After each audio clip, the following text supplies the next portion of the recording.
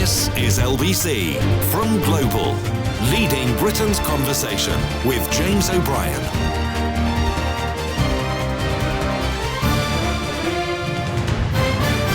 Good morning, it's 3 minutes after 10 and I don't know what to do. I don't know where to start today. It's not a phone-in, is it, in the traditional sense? It's not a sort of 50-50 or a 52-40. Anyone want to give me a ring and defend Rishi Sunak? 0345 606 0973. It's a Gobi Desert.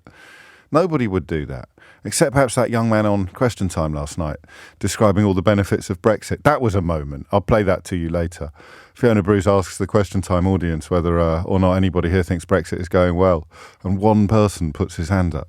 There's a little bit of me, when I watched the clip, because it's way past my bedtime, as you know, there's a little bit of me that thought, is he going to be a Mickey taker? And I couldn't say for sure that he wasn't a Mickey taker until towards the end of his comments when it became pretty clear that he meant them. So that's what, if I did a phone in today on Give Me a Ring Now. Isaac Levido, are you listening? Narissa Chesterfield, I'm told, is the name of Rishi Sunak's Director of Communications. Guess where she used to work? Go on, have a guess. Yep, Institute of Economic Affairs. You couldn't make this stuff up, could you? Someone should write a book about it. Who else is over there in that department?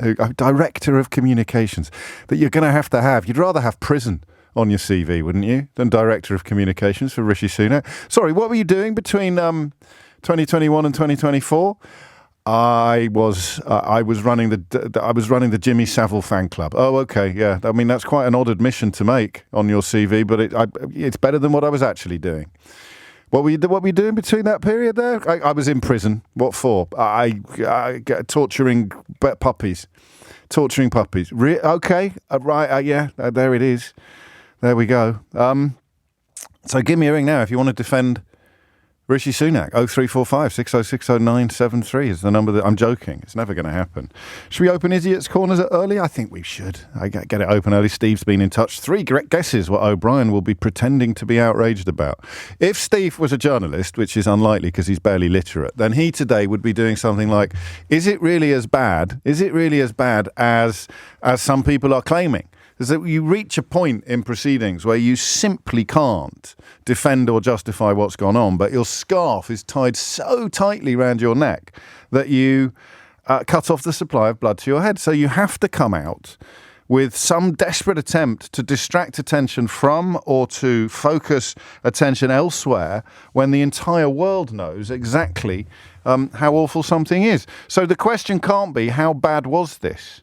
The question can't be, does anybody want to defend Rishi Sunak? What can the question be? There's only one thing that interests me this morning. And that is this. What the hell happened? Any Hamilton fans in the house? Do you like Hamilton?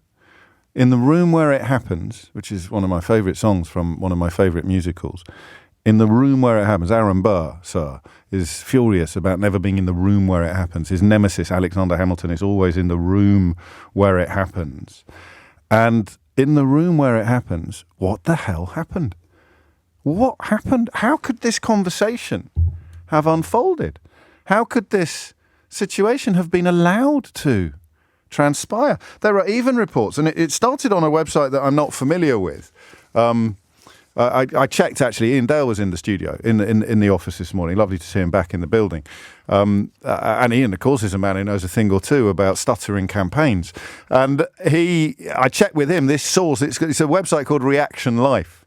And they ran a story claiming that Tory sources had told them that originally Rishi Sunak wasn't going to go to Normandy at all. And I have to be honest with you, you may have picked up over the years that I'm not a major fan of this particular iteration of the Conservative Party. But that's why I checked with Ian. I said, is this a reputable organisation? And apparently it's run by a Times columnist who I've always found to be fairly hideous. But he is, I suppose, if he's got a column in the Times, he's somebody who you'd have to acknowledge is quotes, respectable, end quotes, in the context of the broader media. And so Ian said, yeah, they're pretty, you know, they're pretty straight up, they're a pretty stand-up organisation. And they reported that the French government was told a week ago that Rishi Sunak would not attend the D-Day 80th commemoration. Tory sources have confirmed, reports this website. They've already They've already pushed back on this at Downing Street, but they would have to, wouldn't they? They're hardly going to confirm it, and they can't not deny it. So, I mean, you know what they say, a lie, if it is a lie, can be halfway around the world before the truth has got its trousers on.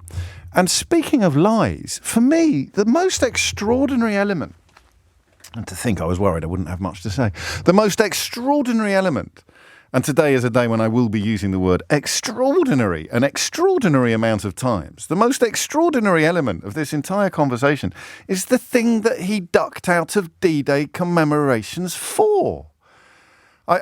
Joking aside, and thank you for everybody who's already been in touch to say that you've already had a bit of a giggle this morning. This is the point about politics when it gets like this. You've got to look for the bright side. You've got to look for the funnies, up to a point, Lord Copper. But all joking aside, I presumed there would be some sort of family crisis. I wasn't really paying attention. But when I saw Cameron's pie face on my telly next to Joe Biden, Olaf Scholz and Emmanuel Macron, the Chancellor of Germany turned up and the UK Prime Minister didn't. Before I'd sort of logged on, as it were, I was at the Garden Centre, if you're interested. Again, I love I'm going through. You can tell how middle-aged I've become now. I spent half my life in the Garden Centre.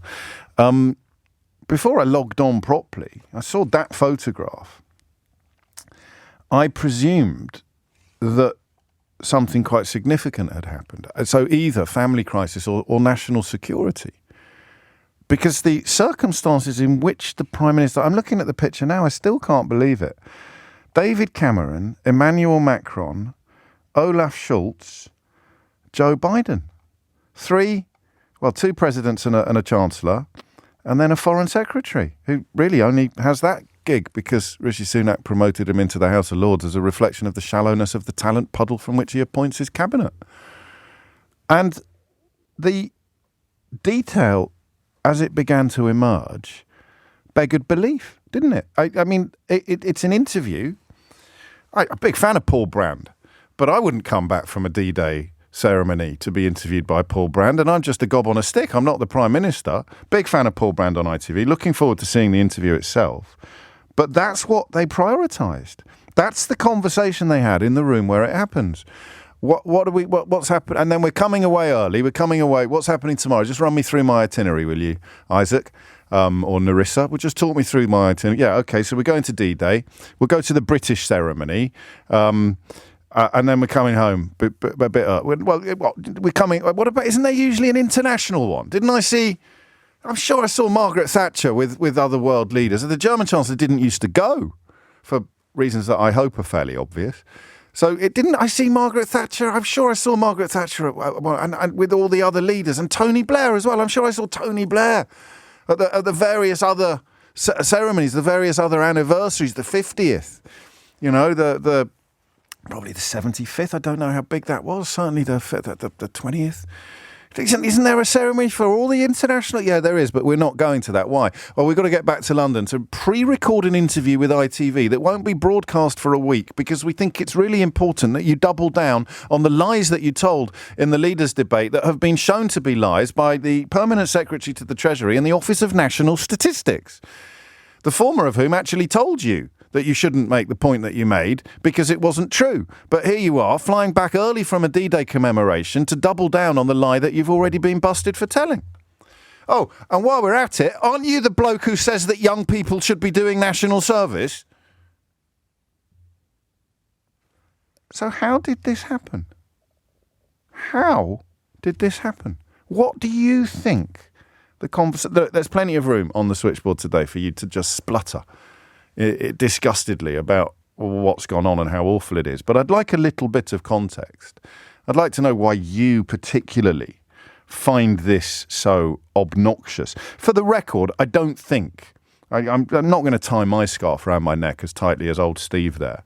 For the record, I don't think that Rishi Sunak is contemptuous of D-Day veterans. I don't think he feels the gratitude to that generation any less keenly than I do, or you do, or any of the world leaders that were there do. I really don't. I don't think this is indicative of callousness, contempt, or even carelessness in that very specific context. I don't know what political capital others will try to make of it, but I don't think it would be fair to accuse him of not caring about the fallen or about the surviving soldiers of D-Day. I just don't. You can disagree with me about that. You know me, my compassion is my curse, as Prince Andrew once famously observed. So the conversation in the room would not involve anybody saying, oh, it doesn't really matter, it's only D-Day.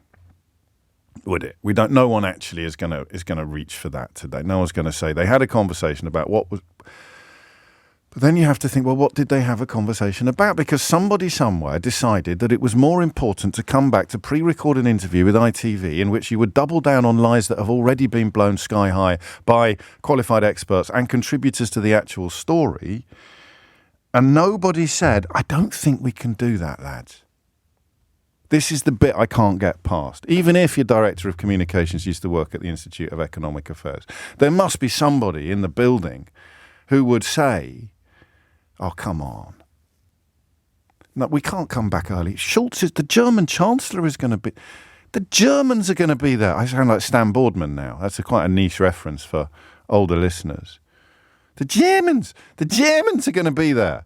But we're not. We could send Davy Cameron. Do you think Cameron had anything to do with it? Do you think Cameron's ego is so immense that he sort of went, oh, don't worry, I'm a former Prime Minister and I'm Foreign Secretary. I'm a bloody Lord, for goodness sake. Lord Cameron, look at me. Hey, I'll pop along. No, they'll be none the wiser. It's just as respectful. I'm a former Prime Minister. I'm David Cameron. I'm a Lord. And Sunak, who hasn't been doing this very long, when, oh, okay, well, I mean, if David Cameron thinks it's all right, then, I mean, otherwise that means David Cameron didn't say to Rishi Sunak, do you know what, mate, I really think you should postpone the pre-recorded interview with ITV and go to the ceremony. So even David Cameron, I don't know why I'm saying even David Cameron, the man's a balloon, but even David Cameron didn't say, you have to presume, because if he did, phone lines are open, Big D, 0345 6060 973. If he did say it, he'd surely want it out there that he was in the room where it happens and he pointed out to everybody else that this was not a very good idea. So David Cameron is complicit now. David Cameron is part of the problem. He didn't say to Rishi, what's that? You want me to stand in for you? You want me to stand in between the American president and the German chancellor? I'm not even elected, mate. No, he didn't. He didn't say that. So, what do you think happened in the room where it happened? 0345 6060 973 is the number that you need. And I think he's a phrase you won't hear spring from my lips very often. I almost feel sorry for Nick Ferrari this morning. Because Nick Ferrari has a junior minister, admittedly not one that anyone had heard of, except perhaps his mum, before today, someone called David something, a junior minister with responsibility for children not knowing how much child benefit is. Now that, in normal times, that's like loaf of bread, pint of milk territory. And a politician who has been so insufficiently briefed on their own purview, their own sphere of interest, even if it isn't necessarily their specific ministerial responsibility, that would be a lovely little headline grabber in normal circumstances. So I almost feel sorry for Nick Ferrari having his thunder stolen by Rishi Sunak's catastrophic conduct, which remains to me, and this is the point that I keep coming back to, I genuinely find it incomprehensible. I cannot understand how this happened. Can you? 0345 6060 973 is the number that you need. Because apart from our friend Steve, it is impossible, I think, to exaggerate how awful this is. You know? I mean, some of us indulge in probably irrational, dewy-eyed nostalgia on some matters military, but not D-Day. Not D-Day. Not the exercise that changed the course of the war. If it hadn't happened, the Nazis probably wouldn't have won, but the Russians would have arrived in Berlin on their own, and God knows how Europe would have been carved up as a consequence of that. So D-Day's historical significance is extraordinary. The sacrifice, both actual and potential, was I remember those words I told you yesterday when Clementine Churchill came to say goodnight to her husband. And he said to her on the night of the 5th, he said, "Do you know that 20,000 men could be dead by this time tomorrow?" And Sunak came home early. And I can't, for the life of me, work out why. It's 10:18. James O'Brien on LBC. Call 0345 6060 973. It is 20 minutes after 10, and it is a question for the ages. How could this have happened? Ray is in Southampton. Ray, what do you reckon? Well, it puzzles me because he must have had to discuss something with Cameron before he stood in for him. Yes. So what advice could have come from Cameron? And if the advice was go and do it, what would be behind that? And the other possible source of advice would be his so-called special advisors, who generally are young people who've never had a proper job. And how dare you say that? His director of communications used to work at the Institute of Economic Affairs. Exactly. What do you mean exactly? That's an august organisation with a season ticket for the BBC, LBC, ITV and the Daily Mail. Yeah, absolutely. And that's the demographic, apparently, that doesn't know much about D-Day and wouldn't understand... Well, I don't know that that's fair, but you're reiterating my puzzlement, Ray. You're not bringing salve and solution to the table. Well, no, but we'll have to see what happens with Cameron, won't we? Well, whether he actually says, I told him not to, I don't think he can do that. No. Whether he's going to be set up to be the next Tory leader. I see what you mean. I think we've got enough to puzzle over today without bringing in new wrinkles and conspiracies, but someone's going to have to do the job if things carry on like this, and the scale of the defeat seems close to what the polls suggest. But how could it have happened?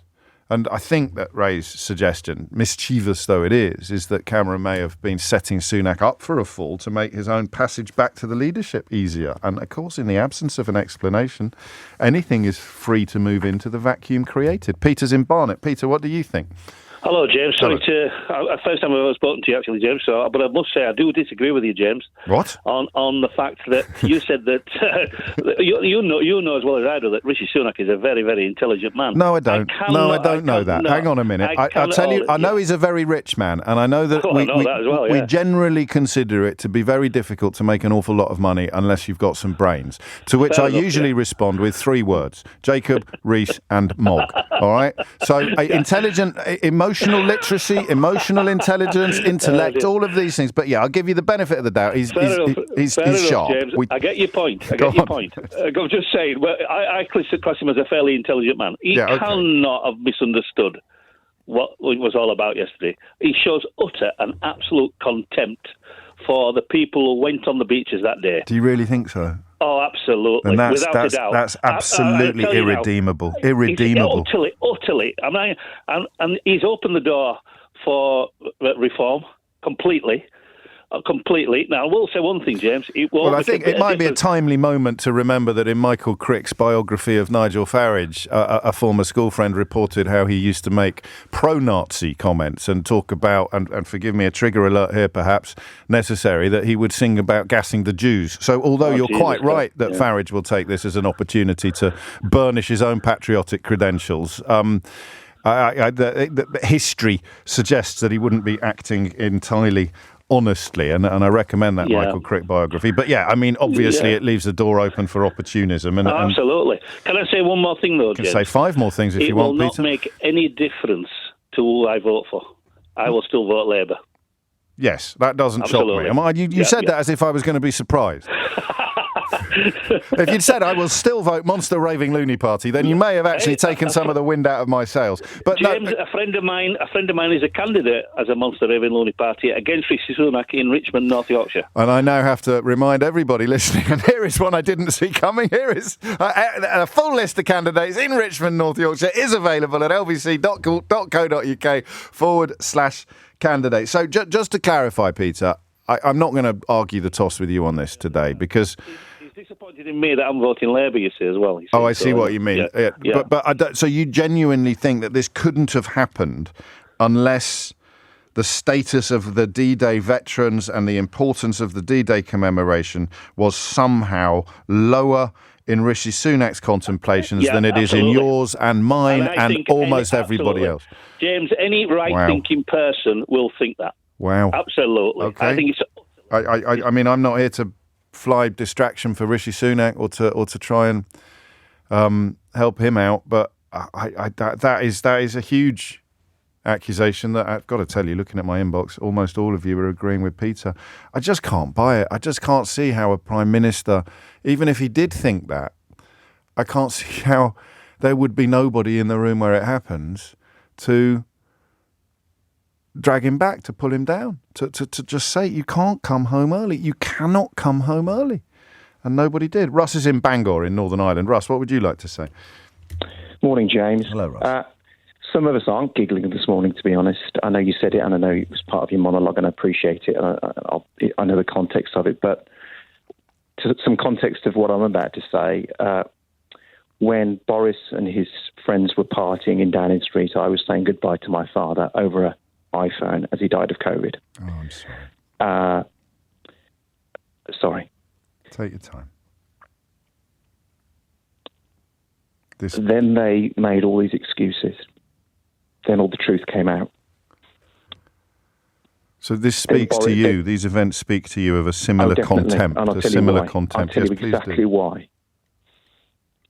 Then Boris went. Hallelujah. Yes.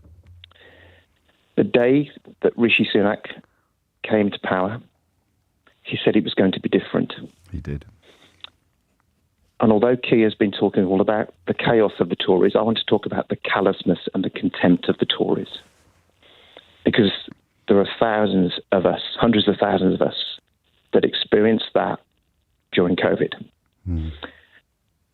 And what Rishi did yesterday, and let me tell you, I own businesses and I have people who make decisions for me all the time. But if somebody puts something like that in my diary, and it happens all the time, I'm sure I would know about it. And I would say, sorry, that's a red line I can't cross. That's the bit, right, that we can't get past. Or maybe you can. You get past it with callousness and contempt, I think. Well, no, you normalise. I've read your book about how we broke Britain, fantastic book, and I'm not here to advertise for you, but thank you for writing that book. You're welcome, thank you. And you get past it by normalising that behaviour. Yeah. And the Conservatives have normalised contempt and callousness. And Rishi, this is the old line, isn't there? Same guy, different suit. Yeah. And he lied this week 12 times to the British public. And if that wasn't bad enough, yesterday, if he hadn't already got a nail in his coffin, he did it yesterday, because there's so many people, especially in the red wall seats, who are going to look at this and say, that is a bridge too far. You can't treat people like that. And this is what this is about for me.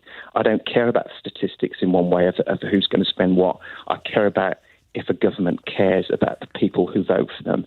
And the Tories have proved time and again, and Rishi has proved it again, that this government have complete and utter contempt for the people that vote for them. I think that's a very powerful contribution, and I can't argue with you, especially given the context that you provided at the beginning, for which I offer my undiluted sympathies. But I can't quite accept personally. I mean, I suppose I can't really challenge you unless I can come up with a better explanation. And there isn't an explanation. No, the only explanation is you wrote it in your book at times. They've normalised their behaviour. They think what they do is normal. But I'm still shocked. Of course we're all shocked. Well, yeah, but you're quoting my own analysis back at me as a reason for why a politician has done something. And to be fair, you're right. That is very much what I feel. And you've included the lying as well. But I'm still shocked, even against the backdrop of the normalisation of callousness, moral corruption and abject dishonesty. He didn't have to do this. There's no win in it. So that's the other point, Ross. Can I speak to another moment thing that could explain this as well? Go on. It speaks to his leadership as well. Yeah. Because at some point, there must have been somebody. He must have known what was going to happen yesterday in terms of his diary. And as a leader, he should have pushed back on his comms managers, all the people saying, "Hey, Rishi, you're doing so this, obvious this, to you and to me and to most people. Anybody with experience of command chains or structures would just..." Yes, there are points. I had a situation in my business this week where I got an email that dropped in my inbox where some of my people had made the wrong decision. At that moment, I left my team meeting and went on fixing it straight away and putting it right. Because I am flabbergasted he did it, but I'm not surprised. Let me put it like that. Nicely put. Nicely put. I mean, flabbergasted or shocked but not surprised is a bit of a phrase for this era of British politics. Russ, thank you, mate. Thank you for that. This is LBC with James O'Brien. Call 0345 6060 973. Text 84850. Alexa, send a comment to LBC. It's political paranoia kicking in once again. I'm going to read you the full list of declared candidates for the Richmond and Northallerton constituency in the general election 2024. As far as we're aware, Rishi Sunak is standing for the Conservatives, Tom Wilson for Labour, Daniel Callaghan for the Liberal Democrats, Kevin Foster for the Green Party and Lee Taylor for Reform UK. That's all I've got. But I think there's still time. I think it's today is when nominations close. So we shall see, or it may be that... Anyway, a few of you pointing out that he issued his apology on Twitter, or X, as Elon Musk calls it. I don't know whether I agree with you about that compounding the problem. I mean, I don't see how the apology can compound the offence. I would like to see politicians apologise more, but only if they mean it. And they never do, really. I'm very sorry I got caught. It's like being 10 years old. I'm very, very sorry I got caught. I'm very sorry. So you can take it to an extremity, like Boris Johnson did. And, you know, I used to tell you a story about going to a pick-your-own strawberry farm when I was about 6. And I couldn't believe it. It was the first time I'd been to one. And I couldn't believe it. You could eat all the strawberries. You could literally just walk up around. And you didn't have to stay with your mum and dad. You could wander off on your own and eat all the strawberries. And so I did. And then I came back to the weighing station to meet mum and dad. And I had a few strawberries in my punnet. And I took them to the farmer. And the farmer said to be weighed. And the farmer said, "Did you eat any strawberries?" I went, "No." And everyone in the farm, it sounds like one of those stories, doesn't it, now this way? And the whole bus started laughing. But literally everybody in the little tent started laughing. And I didn't realise why at the time. I quite enjoyed it, you know. I thought it was being entertaining or something. It turns out I was covered in strawberry juice. Like my face, my shirt, absolutely I'd gone in there like one of Oliver Twist's mates at the workhouse. I'd just filled my face with strawberries to a frankly disgusting degree. And what Boris Johnson did was that, but he did it in Parliament. He goes, you'd say to Boris Johnson, "Have you been eating any strawberries?" And he'd be there, covered in strawberry juice, like bright red juice everywhere, right down his front, dripping on his shoes. "I have no. What an inverted pyramid of I have never seen what is a strawberry? Strawberum vulgaris. I have never eaten a strawberry in my life," he would say. And he turned that into normal. So I don't think that an apology per se is necessarily progress, but I don't know that an apology can compound an offence unless the fact that it has been issued on a social media platform rather than in a recorded message so you could see the whites of his eyes. He's more than welcome to pop in here and do it properly and answer questions. Only about this issue. So I'd even on this occasion say, "I won't ask you about all the lies that you've told. I just want to talk about why you came back. How did it happen, Prime Minister? How did it happen?" So I don't know. I'll read you it in full, though. I think that's only fair. The 80th anniversary of D-Day has been a profound moment to honour the brave men and women who put their lives on the line to protect our values, our freedom and our democracy. This anniversary should be about those who made the ultimate sacrifice for our country. The last thing I want is for the commemorations to be overshadowed by politics.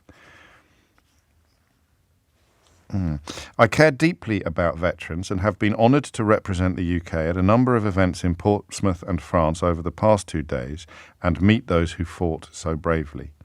After the conclusion of the British event in Normandy, I returned back to the UK. On reflection, it was a mistake not to stay in France longer, and I apologise. I wonder whether he could have just issued the final paragraph, because the bit about the last thing I want is for the commemorations to be overshadowed by politics. When you were coming back from the commemorations to double down on lies that you'd already told about your political rivals, that to me does actually compound the problem. Just that paragraph, those two sentences there. This anniversary should be about those who made the ultimate sacrifice for our country. And then doesn't add, but I decided to prioritise politics over that by coming home early to pre-record an interview so that I could double down on lies I've already been busted for by the Office of National Statistics and the Chief Secretary, Permanent Secretary to the Treasury. So I don't know, but the final paragraph I think is apt and appropriate. On reflection, it was a mistake not to stay in France longer, and I apologise. Which brings us back to the question we've been asking this morning, which I suppose is, how could they not have done that reflection sooner? What on earth happened in that room? What was the conversation? And remember, David Cameron is part of it. So the fact that he's surrounded by 12-year-olds who used to work for lobby groups masquerading as think tanks, or people who made their reputations peddling big lies in various elections and referendums doesn't. I mean, Cameron. I'm no fan of David Cameron, as our last caller will know. He gets an entire chapter in how they broke Britain, and in many ways, it's the most important chapter because it sets the scene for so much of what has followed since 2010. But he is perceived as being elsewhere on the scale of awfulness from Boris Johnson, his old school pal, and I suppose latterly Rishi Sunak. Sunak brings Cameron back in the hope of creating an air of competence, or at least of experience. So Cameron, there you go, that's the word. Cameron is at least experienced. Even if he's awful, he's experienced. Even if his combination of hubris and arrogance has more to do with Britain being on its knees today than certainly any other previous Prime Minister. How could he have let it happen? So who's in that room? And how could none of them have said, look, right, you need Alistair Campbell, don't you, or Malcolm Tucker? Someone's going, just shut up, all of you, just shut up. You're not going back to Britain, Prime Minister. You're just not, just lock him in the cupboard. It's Armando Iannucci couldn't write this. That's not fair, he could. Probably did. There was an episode of Yes, Prime Minister that was almost word for word the National Service suggestion that Rishi Sunak came out with a couple of weeks ago. But how could there be nobody in that room who would just go, handcuff him to the radiator? He's going you cannot go back. It's bloody D-Day. The German Chancellor's going to be there. Joe Biden's going to be there. Emmanuel flipping Macron's going to be there. We're not sending pie-face Cameron. You're the Prime Minister. It's your job. You've got... And no one did this. And if they did, they got ignored. And I cannot, and I'm not one of those people that spends his life ear deep in Westminster. I don't have any politician friends, and I don't go to dinner parties where all the lobby journalists swap anecdotes about so-and-so and the spads break bread with the journalist. I hate all that. I just don't do it. But I do follow events quite closely. And I write about them. I don't just blather about them to you every day. When you write about them, you've got to think about them. You can't just open your gob and wait to see what comes out, like it may sometimes appear I do on the radio. I cannot conceive of how this happened. Alex is in Tooting. Can you? Well, I have a theory, James. We love a theory, Alex. You can shoot it down if you like. Certainly. So you've mentioned obviously this publication saying that a week ago the French thought that actually he was not going to turn up at all. Yes. So that's quite interesting. But actually, I think you need to go further back than that. Mr. Sunak himself called the election. Correct. So actually, that was a week or so before that. Yes. So actually, as part of that process, he would have seen all those, in deciding that date, he would have seen all the things that were coming up. So he must have known. It's fair to say, isn't it, that you can't be taken by surprise by an anniversary that has been 80 years in the making. Exactly so. And, so that's the thing. So actually, the decision was made probably a couple of weeks ago. Yeah. And I want to look at why that decision was possibly made. Go on. So he basically, I think they had a discussion about optics at that point, and I think in order to shore up his isolationist Brexiteer, I know you love the word, support, I think they consciously decided for him not to be seen to have any dealings with any European leaders. I mean, It's quite interesting because actually, of course, he attended the British ceremony in Portsmouth and stayed there all day and all the rest of it. But the moment it becomes international and particularly European, he's out of there as quick as he possibly can. Well, I mean, this is the vacuum into which theories can move, isn't it? And I would like to push back against your theory, but it requires a conviction that they're not all as mad as a box of frogs. And unfortunately, the evidence points towards the conclusion that actually they are. We can't be. I don't believe they've revisited their optics strategy since the date of the election was announced. We don't want to be. We're not going to be knocking about with Macron and Schulz during an election campaign. Whether that story is true or not, they weren't planning on going at all. But it's such, and this is what it involves, Alex. And I don't know that I've got the confidence to say this can't have happened, because I haven't got an alternative analysis. But it means that everybody in that pod has utterly failed to understand something that I think is actually beyond obvious. The sanctity in which World War II veterans in general and D-Day in particular is held by almost the entire population. That misjudgment still beggars belief, although I have to tell you my inbox has a lot of support for your theory. But I'd also say, actually one of your earlier callers talked about contempt for the voters, and yes. I think actually, I'm sorry, but this actually displays exactly that. I think they're in a complete bubble, and they don't understand. Being anti-Europe is the most important thing for the Brexiteer mindset. Anthony is endorsing your theory here, Alex, and add to that, I mean, if we were to be ungenerous, we would talk about a complete contempt for voters. But that doesn't quite work because they need votes. So it is an absolute disconnect. It's an almost preternatural failure to understand the concerns and the experiences, even the lived experience, the attitudes of normal voters. That's all. Normal people, innocent men, normal men. It's just gone. There's nothing there. Nobody sat there and said we can't do. I can't believe that's still. Nobody said we can't do. You can't go home, man. Yeah. It's well, I like your theory. Shameful it's moving and politically inept, I think. Shameful and politically inept. Well, you've moved to the top of the list, I think, of theories at the moment, albeit that you have co-opted a couple of elements of previous ones. It's coming up to 10:45. Henry Riley, as you know, has been in Normandy. We thought it might be interesting for him to canvass some opinion from the dwindling band of brothers who are survivors of D-Day, the D-Day veterans who have made their way to Normandy, in some cases despite quite profound health problems. And Henry, I know, has struck up a rapport, as you would expect from such a charming young man, has struck up a rapport with some of them. And we thought it might be interesting to find out what they made of Rishi Sunak's decision to come home early and miss an international commemoration attended by the German Chancellor, the French President, and the President of the United States of America. And Henry will have that report for us shortly after this. James O'Brien on LBC. 10:48 is the time. You're listening to James O'Brien on LBC. Increasingly, it appears there's only really one story in town today, and it is the Prime Minister's currently inexplicable, although there is quite a lot of support coming in for Alex's analysis. If you missed it, I'll share it with you again shortly. But to this moment, inexplicable decision to come home early from D-Day celebrations. And I think the next bit's crucial, in order to pre-record an interview in which he intended to double down on lies that have already been called out by the Permanent Secretary to the Treasury in the Office of National Statistics. Henry Riley is currently at a D-Day commemoration, this time in the French town of Grange, and he has been filing very powerful and often quite moving reports from Normandy all week. We've got a bit of time, Henry, so I got a couple of things I'd like to ask you about. Could we begin with this story and how it percolated through the press pack in Normandy? How the kind of conversation, almost like Chinese whispers, going, Rishi Sunak's gone home early.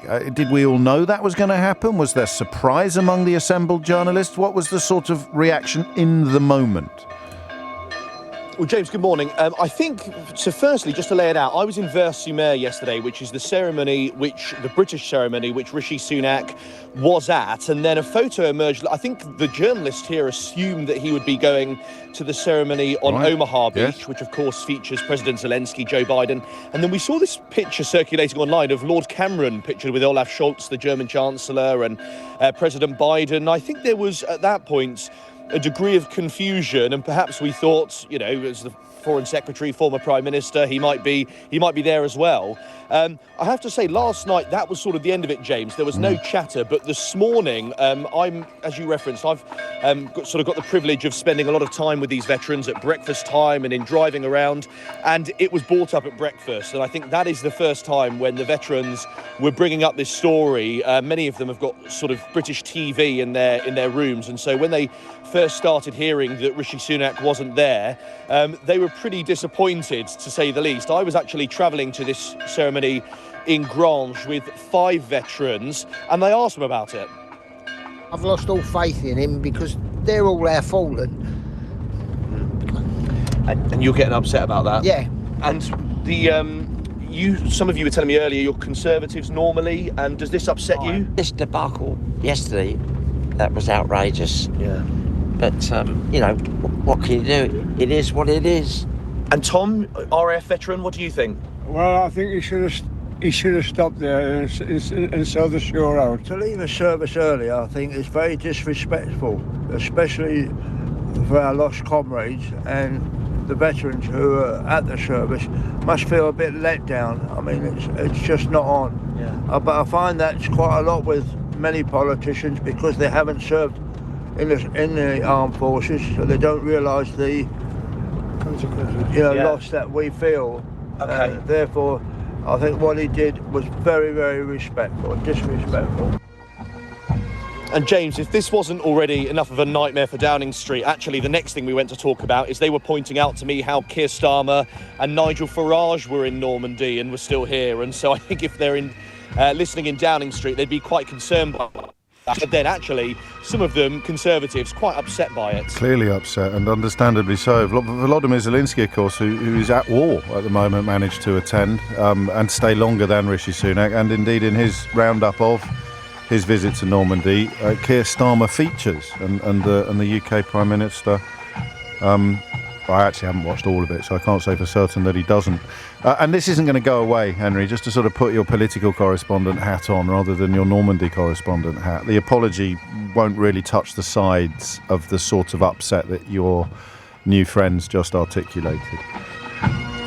No, and I mean, the fact the Veterans Minister's come out in the last hour or so saying he can't defend it, Johnny Mercer himself, a military veteran. I think that photograph, James, of Volodymyr Zelensky and Sir Keir Starmer may well prove to be one of the shots of the election.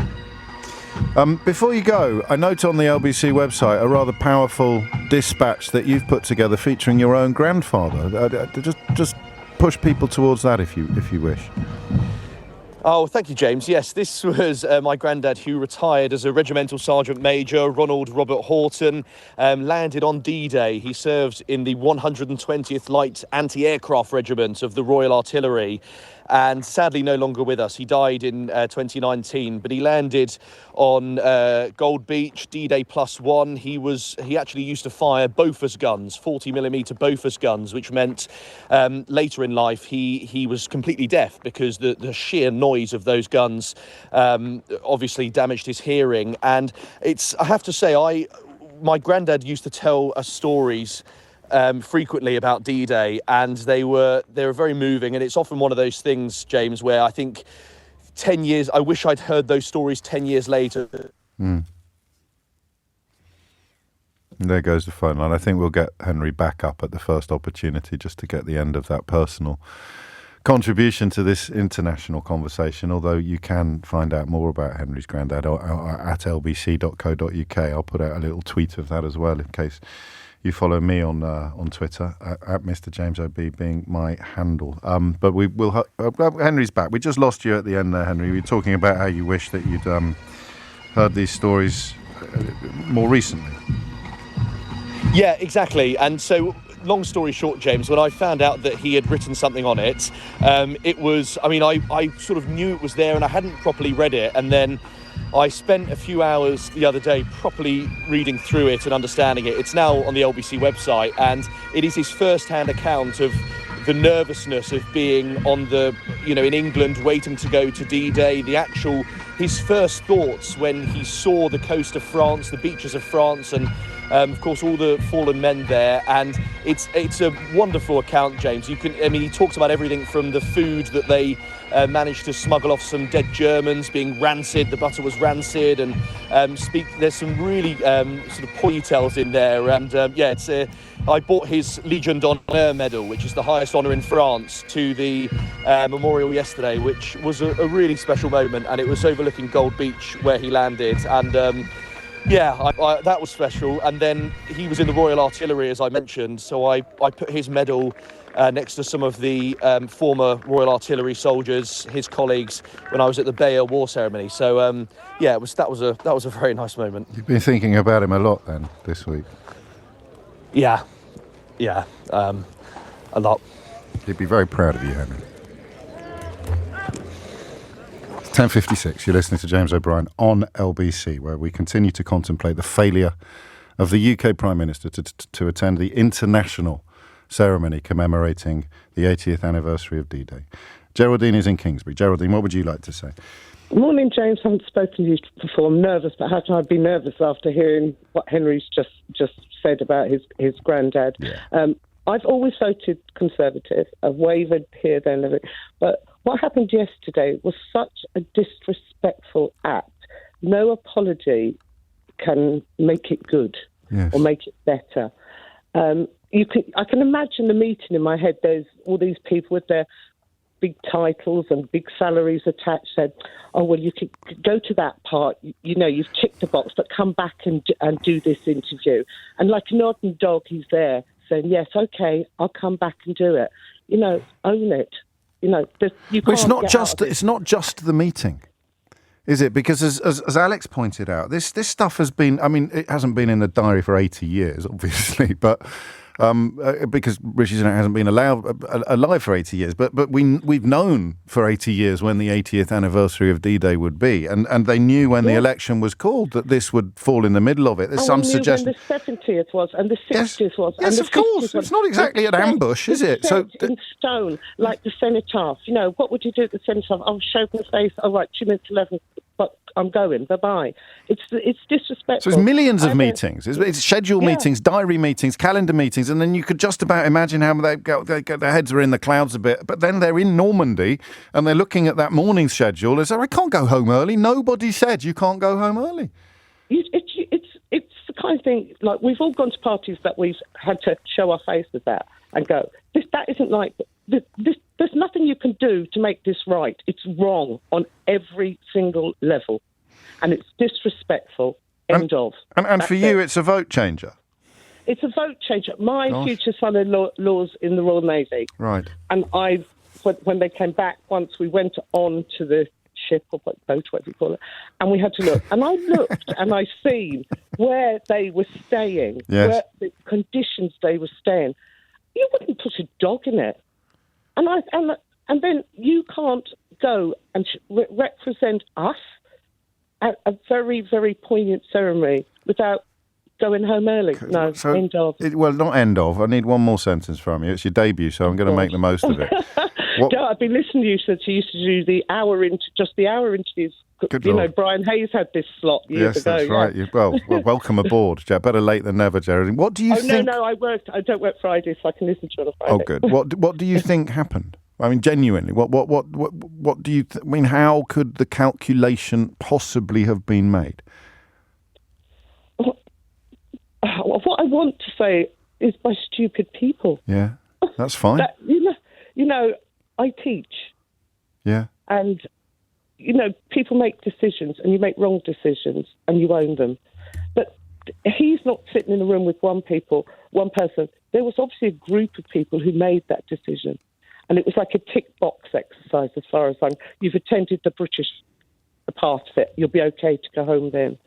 it's wrong. It's just wrong. Just stupidity. Tin-eared is a phrase that springs to mind. Thank you, Geraldine. I hope we speak again. Alex in Tooting's theory that it's a pulling out of Europe early. It's worked so well the last time, didn't it, that they've decided to do it again. It sort of slots into some of the available space. But talking to Geraldine there, the question just assumes a new resonance, doesn't it, in a way? What was the calculation? So I think we'll stay with this. And I can tell you now that for the first time since 10 o'clock this morning, there are a couple of phone lines free into the building. So what do you think the calculation was whereby the Prime Minister of the United Kingdom and his top, often very highly paid team of advisors decided to come home early? This is LBC from Global, leading Britain's conversation with James O'Brien.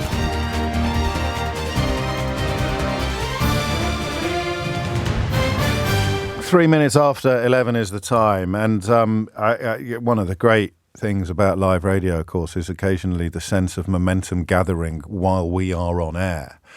And I've explained to you a few times how dangerous it is to have such a horribly biased media in this country, print media, because rightly or wrongly, a lot of broadcasts still follows the lead of what is in the early editions of the newspapers. And it was interesting, wasn't it, to hear from Henry Riley, to whom an awful lot of love is being sent in the direction of Normandy for both Henry and his late grandfather, quite rightly.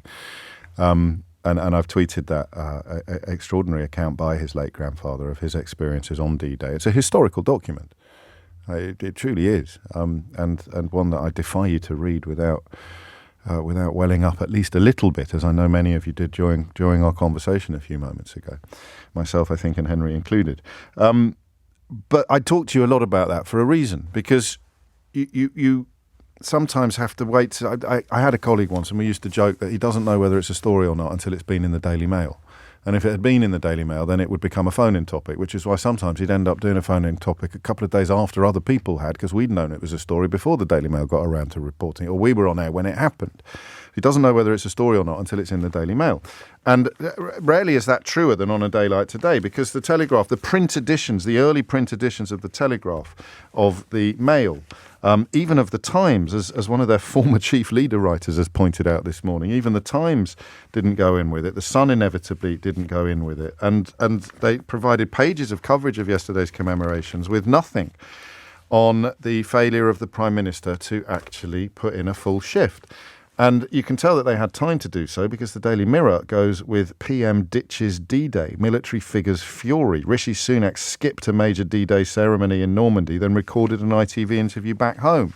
So you come on air at 10 o'clock in the morning and, well, you don't, you tune in. I come on air at 10 o'clock in the morning, and you sometimes you're sometimes a seagull, rarely a trawler, as Eric Cantona would put it. And so, that sense of this being absolutely outrageous has gathered momentum as the morning has unfolded, not just here, but everywhere, right across the country. The early issuing of the apology was a consequence of an interview with a junior minister on Radio 4 this morning, when it became clear what the line of questioning would be for these ministers all day, and possibly even all week. This wasn't going to go anywhere. This is just such an aligning of planets of patriotism, planets of politics, planets of pragmatism, principle, prioritization, an aligning of all of these planets in an incredible moment that I guess if you had to pick a precedent, if you had to find another example, you might cite Gillian Duffy, the woman that Gordon Brown was recorded without realising he still had a lapel mic on, recorded calling a bigot during the 2010 election campaign, holding himself below the waterline on a scale that only Gerald Ratner might fully understand. At the moment, I think this is set to be worse. Brown insulted one woman and arguably everybody else who had believed various nonsenses about immigration. Sunak's insulted not just, he has arguably insulted an entire country here. And it's the country of which he is currently Prime Minister. And as this gathers momentum, as this gathers pace, it becomes a moment of unprecedented political significance. And what's weird about it, even in my mind, is that concept of balance, that idea of of offering in good faith an opportunity to say it's not that bad, or an opportunity to say he's being unfairly maligned, or an opportunity to push back against this. And there isn't any, is there? I mean, I don't know how often that happens. I could have mounted a defence of Gordon Brown on that day because what that lady said about immigration wasn't true. And what he said in private shouldn't have been broadcast or wasn't intended for broadcast. But what I couldn't have done is defend any analysis describing it as catastrophic for his election campaign. This is worse because of the question we've been asking all morning, because of the question of what happened in the room where it happened. That question is, what was the calculation? I think we've honed it a bit now, so we'll do that now. What was the calculation? But also, if we take Alex in Tooting's analysis that it has something to do with not wanting to be seen with other European leaders as an example of at least what you could call cogent answer to the question, I'm also interested in the emotional responses, for which we turn to Geraldine, the last caller of the last hour, and her contention that this is a vote changer. This is a vote changer. And that then becomes a question. Is this a vote changer for you? 0345 6060 973 is the number that you need. A couple of jokes, which I would ordinarily claim the credit for, but in the current circumstances, that would be a little inappropriate. Glenn Mitchell has tweeted, "It's a bit unrealistic to expect teenagers to do a year of national service when today Rishi Sunak couldn't do a full day of it." Quite like that. And my good friend Nick Revell, the comedian and writer, has texted me to say, let's be fair, he has united the whole country. Which is a much pithier way of saying what I tried to say 5 minutes ago, is I cannot see anybody.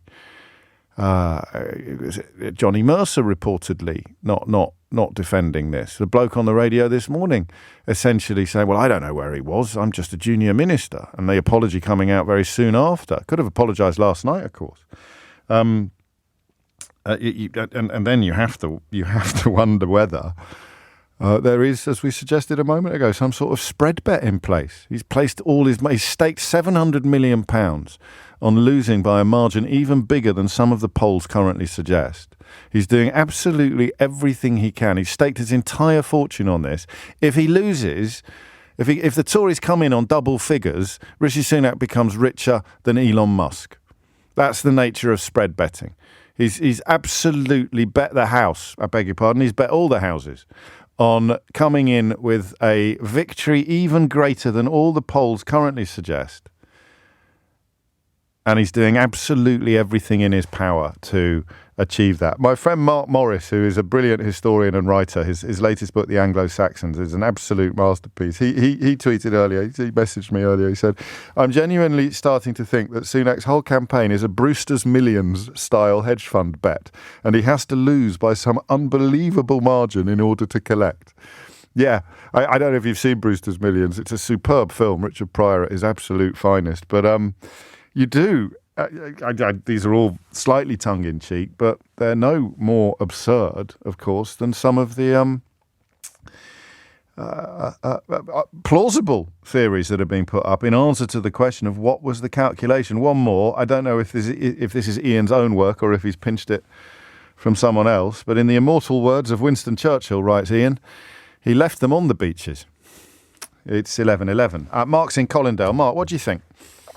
Oh, morning, James. Hello, Mark. There's a lot of powerful stuff in the first hour, wasn't there? Yes, there was. Yeah, some of it difficult to listen to. But I'm going to go a slightly different route, but going along with the papers. I got up this morning and I thought, I wonder what the headlines are. So I Googled it and I just couldn't believe it. I couldn't believe it. I've got the Express here, even the Times, the Mail, and... They've caught up now. They're on. I have to be clear. Their online editions, the online may have them, are absolutely filling their boots now. Which is why I talk about the momentum gathering and this being a moment where you can feel the story growing in real time. But yeah, the decision taken overnight was by the papers you've just listed to almost entirely ignore it. And quite often I'll watch Sky News of an evening and see what the papers say, and that's the first thing people would have seen. Yes. And if they hadn't heard this story, they wouldn't know about it now if they haven't got the papers or anything. But I think it shows that you look at all the people that are working as spads and things. Where do a lot of them come from? They come from these newspapers, and they're in their own little bubble, and they think we'll get away with it. The papers won't say anything. Yeah. And I don't know. It just goes to show that he just really doesn't have his finger on the pulse of the British public. But this isn't just the pulse of the British public. This is probably the biggest pulse point in British politics, isn't it? D-Day commemoration. I mean, the idea that you don't know what the public mood would be on this issue is actually unbelievable. It's unfathomable, isn't it? That's a good word. It's unfathomable. So what do you think the calculation was? You're in the room, and you're right to mention that a lot of the people in that room would have been drawn from precisely the right-wing media. I think one of his top advisors is a former political editor of Andrew Neil's Spectator magazine. You've got people in there from the Institute of Economic Affairs. I mean, so the paucity of quality is part of the problem, but a conversation still happened. So what was the conversation? What was the reason why, let's presume somebody somewhere said, have you thought that maybe we shouldn't stay? And the person, whoever it was, responds to that by saying? The response can only be, we've got an election to run. Yeah. We've got to get our election message out. Nothing else matters. But it's a pre-record. It's not going out till next week. Doesn't matter, does it? It was, they'd obviously scheduled it for that time. Therefore, that's what they're doing. That's all they're going on now. They realise they're so far behind in the polls. We've got to get back. They've got to get the election Got to get message. back. Got to get the interview out. They've got to double down on this lie. Maybe it's moving the needle. Let's get back. Let's get back to Britain and start lying again. And can I just say? No. Oh, go on, please. All right. Okay. One other point about the press. And okay, please, you can call it whataboutery or whataboutery or whatever. But imagine this the other way if Starmer had gone home. Yeah. Imagine the front pages. You would have the Sun, the Mail, the Express. One word on the front of the papers. Oh no, traitor. Traitor, absolutely. Or something like that. Michael Foot, Jeremy Corbyn, particularly. I mean, more left-wing characters than the current leader. Counterfactuals can be quite unhelpful sometimes, but occasionally they fit like a glove, don't they? And absolutely crucified. Ed Miliband would have been destroyed. They'd already called his dad, who fought. I think his dad was at D-Day, and Paul Dacre's Daily Mail called him the man who hated Britain. Yeah. What would they have done if Ed Miliband had come home early? And what did they do when Rishi Sunak did? Nothing. No. Until the public started speaking, until the veterans, like the ones Henry Riley was in the back of that taxi with earlier today, started articulating their shock, actually. And they did it in such a dignified... We'll play that clip again, actually, after this break. Just the clip of Henry talking to the veterans. It was so dignified, so diplomatic, and so wrong that they should ever have been put in that position by their own Prime Minister. James O'Brien on LBC. Call 0345 6060 973. 17 minutes after 11, developing, of course, as our show goes on this story, the Shadow Defence Secretary John Healey has now written to, and here's a phrase I still can't say with a straight face, the Secretary of State for Defence Grant Shapps. Drawing attention to some of the claims that are being made in media, and also asking some questions about how on earth this happened. In fact, John Healey could have been coming up with the phone-in topics for this programme. Did the Prime Minister himself suggest that this was not the best use of his time? If not the Prime Minister, who did? Did he record the television interview with ITV while D-Day events were still going on in Normandy? He goes on, reports in the media attributed to the Conservative campaign headquarters on Wednesday morning claimed the Prime Minister was giving the next 2 days over to D-Day out of respect. Did they know this to be untrue at the time? If not, when was the decision made to cut short the Prime Minister's attendance at the D-Day ceremonies? And the French government is reported to have said that they were told a week ago that the Prime Minister would not attend the D-Day 80th commemoration. Is this true? Do you believe that the Prime Minister apologising in a social media post is sufficient? Will you encourage the Prime Minister to make a further, fuller statement of apology? And there's more, which I may share with you in the course of this hour. I can also tell you that having listed all the front pages upon which this story didn't appear today, although I suspect it will tomorrow, it's gone international. It's the front page story on the NBC News website in America, British PM Sunak apologises with a Z. Doesn't that drive you mad? I suppose Americans are allowed Americanisms, but oof. British PM Sunak apologises for leaving D-Day events early for election campaign. Already embattled and unpopular, Rishi Sunak cut short his time in Normandy to fly back to London for a TV interview. Sometimes that old Robbie Burns line really hits home, doesn't it? Would some power... I always get that bit wrong. I know. Would some gift the power gears to see ourselves as other seers? That's how we look to the outside world now. An already embattled and unpopular Prime Minister cut short his time in Normandy to fly back to London for a TV interview. 2 questions this hour. What was the calculation then behind this decision? And has it actually nudged your needle in terms of voting intention? 0345 6060 973. First, though, a little reminder of that extraordinary moment when Henry Riley, in the back of a black cab, in the back of a London cab, because the cabbie community of London convene every year to take veterans to D-Day for the ceremonies and back. And Henry put it to a clutch of veterans with whom he has made friends this week, that the Prime Minister had come home from the D-Day, the international commemoration ceremony, attended by Emmanuel Macron, attended by the German Chancellor Olaf Scholz, and attended by the US President Joe Biden. The UK Prime Minister had come home early. I've lost all faith in him because they're all our fault. And you're getting upset about that? Yeah. And some of you were telling me earlier you're Conservatives normally, and does this upset you? This debacle yesterday, that was outrageous. Yeah. But, what can you do? It is what it is. And Tom, RAF veteran, what do you think? Well, I think he should have stopped there and saw the show out. To leave a service early, I think, is very disrespectful, especially for our lost comrades, and the veterans who are at the service must feel a bit let down. I mean, it's just not on. Yeah. But I find that's quite a lot with many politicians because they haven't served in the armed forces, so they don't realise the consequences, loss that we feel.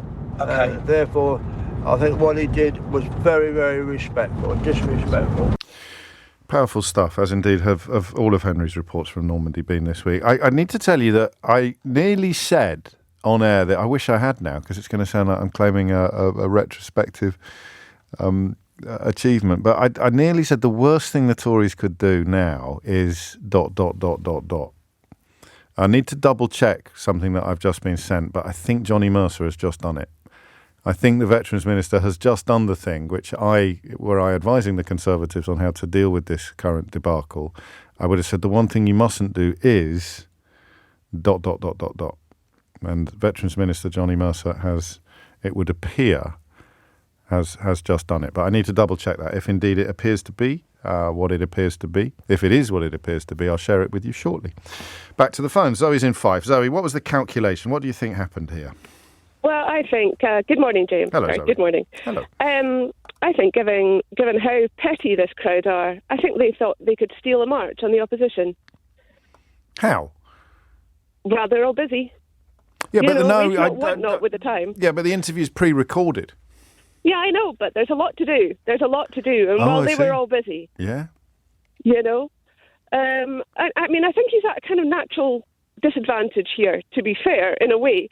He probably doesn't have the sort of family cultural background that somebody or an immigrant family that had been here longer might have, where we grew up. He was born in amongst all of that. He was born here, absolutely, but his parents weren't. He went to Westminster. His dad was a doctor. Absolutely. Ran a chemist shop in Southampton. No, we've heard all about the running. Well, he's as British as I am, Zoe. I'm not quite sure what point you think you're making. No.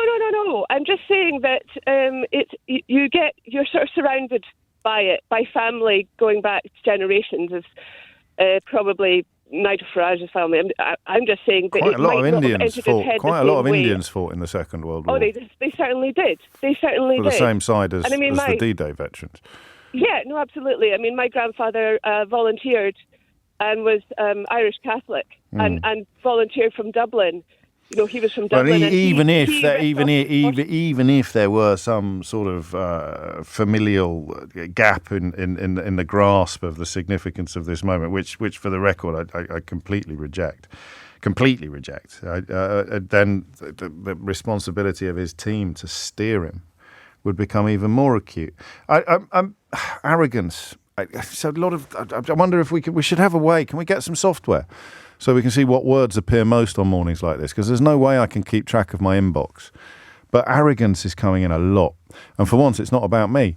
It's all about Rishi Sunak. And that idea that there's a sort of, well, why would I? I mean, I'll do whatever So you saw that with Johnson. Johnson wouldn't have messed this up in the way that Rishi Sunak has. Johnson's offences were in many ways worse but better, if you see what I mean. They were not... It's very easy for Boris Johnson to understand why he can't come home early from D-Day. Something in Rishi Sunak's team failed to grasp that very simple point. And the arrogance that involves is probably pertinent, isn't it? Just that sense of, yes, well, who cares? We don't need to worry about that sort of thing. But I even then, I can't quite get my head around how thick the walls of your echo chamber would have to be in order to pull that off. 25 after 11. Keir Starmer, as you would expect, has commented on the subject. Rishi Sunak, of course, still hasn't. So there'll be journalists not literally, but there'll be journalists dogging him, following him everywhere for the entire campaign anyway. But today they will only want to ask him one question. And we should probably catch up. Is Natasha on the trail with him today? We should probably catch up with whoever is, because I presume that the media management operation now kicking in for the Tories is of a scale rarely seen. But at some point he will have to speak into a microphone, which Sir Keir Starmer has already done. Well, look, politics is about the choices you make. And this election is about character, who you have in your mind's eye when you make decisions. And for me, there was only one place I was going to be, which is there to pay my respects to the veterans and to say thank you to them on behalf of all of us, including my young children who, as I said to many of the veterans, were pretty carefree yesterday going to school, but that was down to their sacrifice, and the sacrifice particularly of those colleagues of theirs who didn't make it back. I was struck by the effort that those veterans made to be there, because they're in their late 90s, they're in wheelchairs, and for them to have got to Normandy was an incredible effort.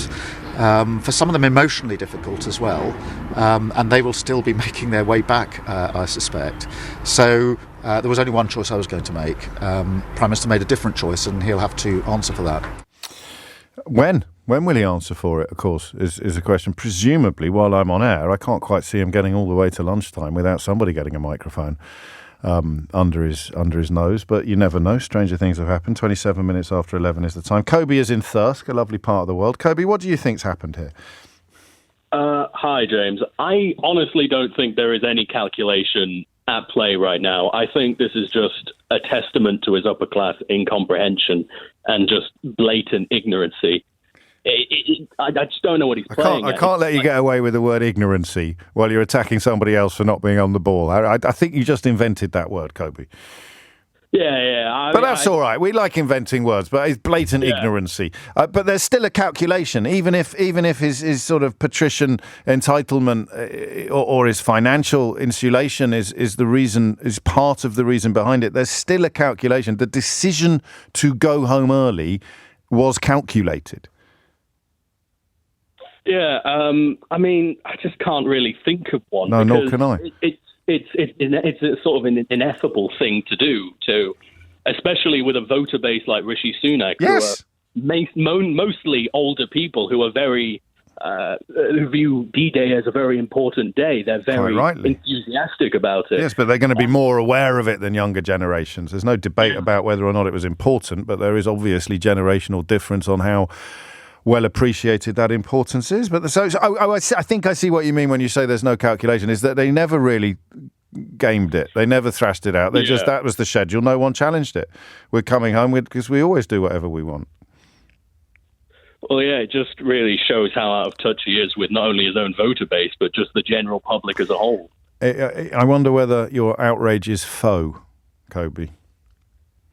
Because that's what happens next. Is the next thing to happen is the accusation that everybody's just pretending to be cross or pretending to be upset about this because defending Rishi Sunak is so impossible. And that is the advice I would have given Tories had they deigned to call me earlier this morning. I would have said the worst thing you can do now is try and push it back onto the people who are disgusted by what your fella has done. And I think... and now with a little bit more confidence than I had a moment ago, I think that is what the actual Veterans Minister has tried to do this morning. This is LBC. Message James O'Brien on WhatsApp now on 0345 60 60 973. It is 11:33. What's the worst thing you can do when you're in a hole? Keep digging.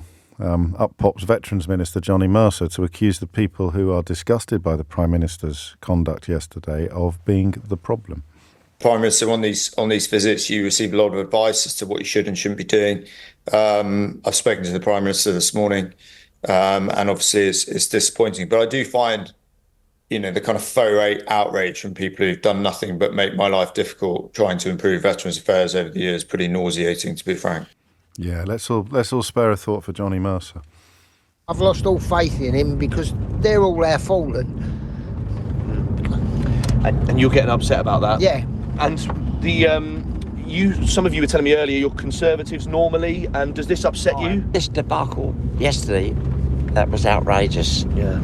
But, what can you do? It is what it is. And Tom, RAF veteran, what do you think? Well, I think he should have stopped there and sold the shore out. To leave a service early, I think, is very disrespectful, especially for our lost comrades, and the veterans who are at the service must feel a bit let down. I mean, it's just not on. Yeah. But I find that's quite a lot with many politicians because they haven't served in the armed forces, so they don't realise the consequences, loss that we feel. Okay. Therefore, I think what he did was very, very disrespectful. Johnny Mercer, the Veterans Minister, of course, did serve in the armed forces, which perhaps makes it all the more regrettable that he should accuse people articulating their upset and outrage at what Rishi Sunak did yesterday as indulging in what he described as faux outrage. But I suppose desperate times call for desperate measures. And as he also said, you get a lot of advice from your Prime Minister, which is kind of where we are. What possible advice could he have received? Now, I think it's probably pertinent that the bloke who is currently masterminding his campaign or working with Sunak on strategy in this general election is a chap called Isaac Levido, who's from New South Wales in Australia. He was behind what is described on his Wikipedia page as the successful campaign in the 2019 UK general election. Now, of course, it was successful technically. That's not an opinion, that's counting. Boris Johnson secured an 80-seat majority. But you need to ask yourself how. And the answer to that would be partly by being up against somebody who hemorrhaged support, traditional support for his own party, and partly by lying repeatedly about Brexit. So if you're confused perhaps by why Rishi Sunak is doubling down on his lies about Labour's taxation plans. That £2,000 figure, by the way, while bogus, is also over a 4-year period, not a 1-year period, as Sunak sought to convey during the leaders' debate. So if the bloke masterminding your election is the same bloke who quotes masterminded, end quotes, Boris Johnson's victory, which was built largely on lies and circumstance, then perhaps the mystery of why Sunak is doubling down on the lie is easily solved. If we extrapolate from that, or if we move from that to the question of what's the calculation here, then perhaps we're beginning to see the rabbit. Perhaps Isaac Levido, his Australian elections guru, perhaps Isaac Levido did calculate that getting back to London to record a video with ITV in which we could tell that lie again and again and again and again was actually really important. We got it because this is what he does. He is the quotes genius, end quotes, who sells the big lie The big lie, whether it's on the side of a bus or whether it's a promise to get Brexit done. You get the lie out there. You treat the public with complete contempt, and you get back to London as quick as you possibly can in order to get the lie on more tape, on ITV tape. Get this lie. And if your commitment to the lie, if your love of the lie is so complete, so all-conquering, then perhaps it would cloud out the importance of a D-Day commemoration. I don't care about anything else. Getting back to London to tell that lie again. That's our only chance, that lie. The lie about Labour's tax plans is the Obi-Wan Kenobi of the Conservative election campaign. It's their only hope. And that's why, perhaps, you can just begin to imagine the circumstances in which they would somehow manage to forget the significance, overlook the importance, ignore the profundity of the D-Day celebrations, and get back to London to tell that lie again. Maybe. I don't know. But then you have Rishi Sunak and David Cameron in the room where it happens. And that involves both of them saying, yep, great idea. Stuff D-Day. Let's get back to London to lie. Davey, you can stand in for me. No problem at all, Rishi. That's the bit where I can't quite believe it happened. Unless they're now so desperate electorally, unless the polling is so poor that they're kind of doing everything this Australian fella says, this Isaac Levido character about whom little is known. Maybe they just go, look, I don't know, nothing we've tried's worked. National service. Maybe that was one of his ideas. But if he, do you see what I mean? The circumstances in which, I don't know if this has ever happened to you. I don't know if it's ever happened to me, except in anxiety dreams. But when you can just surrender responsibility for your own decisions, and you can just, all right, I'll just go with the flow. That can be quite liberating when you're in trauma. Having an absolutely terrible time, and someone says, right, don't worry, I'm in charge. Yeah, it's a bit like if you can't decide what to have for dinner, and someone says, right, you're having the beans. You go, oh, that's a relief. Someone's chosen for me. Because this menu's too big, I'm too scared. I'm scared of the choices in front of me. I'm too scared, there's too many choices. And then this chap pops up and says, right, we're going home early to tell more lies. And you just go, okay, great. I don't know. But this is what happens when there's a vacuum. Anything could move into it. I would quite like to find, I should probably have a conversation with the producer during the next break, but I would quite like to find out exactly what Sunak is up to and how likely or when we can expect somebody to get a microphone under his nose. 11:39 is the time. But the question remains, the calculation, what the hell was it?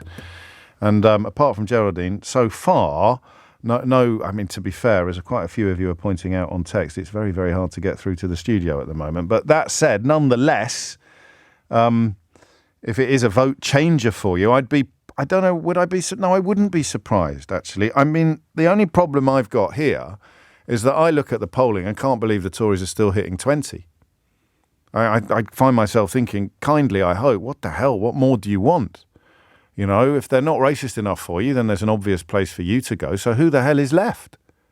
Who is that 20? But it exists. And the question then is directed at that cohort of voters. Is this actually going to nudge your needle? Because I'd have thought if you were staying loyal up until yesterday, you're probably superglued to the Conservative Party, aren't you? Or could this possibly be the solvent to set you free? I don't know. Amin is in Peterborough. Amin, what would you like to say? How you doing, James? Hope you're well. I'm very thank you. I'm baffled and slightly amazed by the audacity of the Conservative government at the moment.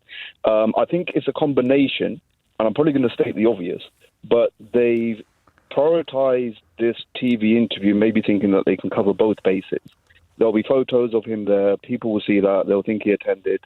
There's been a lot of reports recently on the radio and on OBC as well, saying that younger generations of British public aren't even aware of what D-Day is. And I think maybe in their calculations, they've added up, okay, that demographic maybe won't be that bothered about not staying there all day. Yeah. And also... he's done it. He's been there. He's done the ceremony. We had a British ceremony. The King's there. Prince William's there. He's been photographed with all of these people. He's done the rounds. He's met the veterans. He took his wife. They've been photographed looking at an aeroplane. That's it. So people will see that. Also, Keir Starmer will be there all day. Another of your caller mentioned we can get this interview out of the way. We'll be one step ahead, one interview ahead, for example, trying to play catch up. Yeah. And I think it just literally demonstrates how detached from reality this government is. When I watch, my personal opinion, when I watch Rishi Sunak in the public sphere, he cannot read a room. I really, he might be book smart, but I don't think he's got the street smarts, if you know what I'm trying to say. Yeah, I like that distinction. I'm a 30-year-old British Muslim.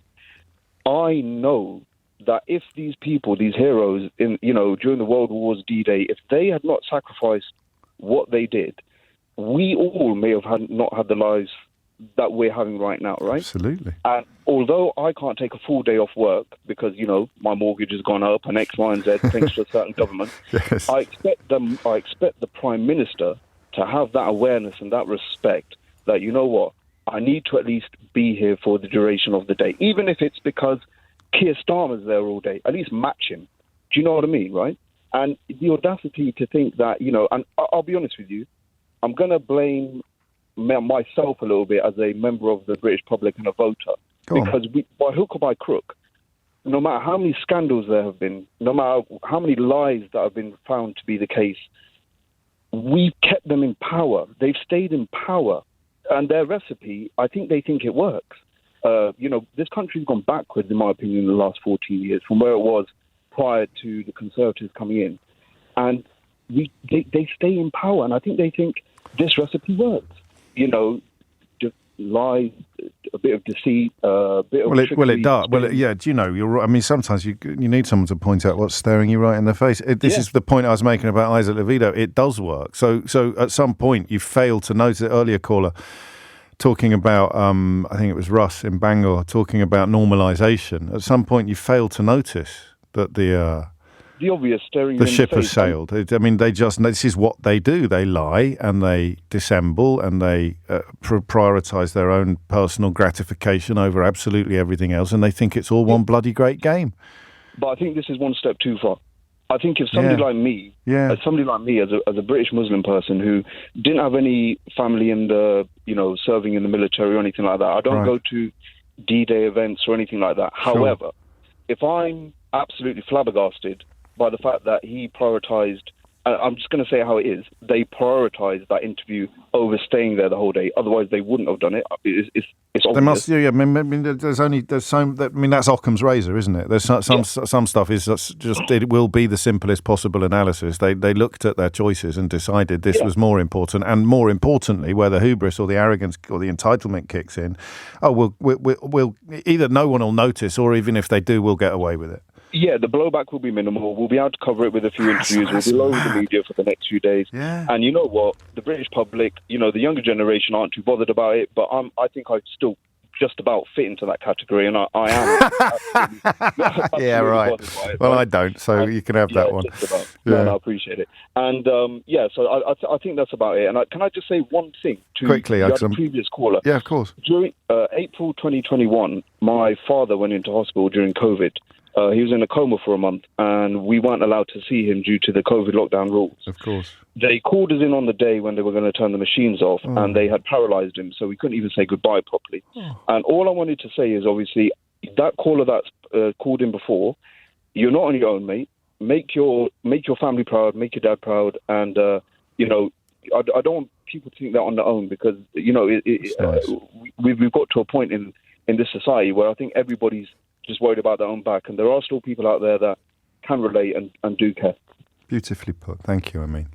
And the caller you refer to as Russ in Bangor, who I'm sure if he's still listening will really appreciate your words. I know I do. 11:46 is the time. James O'Brien on LBC. It's 11:49. You're listening to James O'Brien on LBC. I'm told that a pool clip has been recorded and will be made available imminently. I don't currently know whether it's just a kind of recording with no toing and froing, with no pushback. I suspect it probably is, and I think that's another mistake.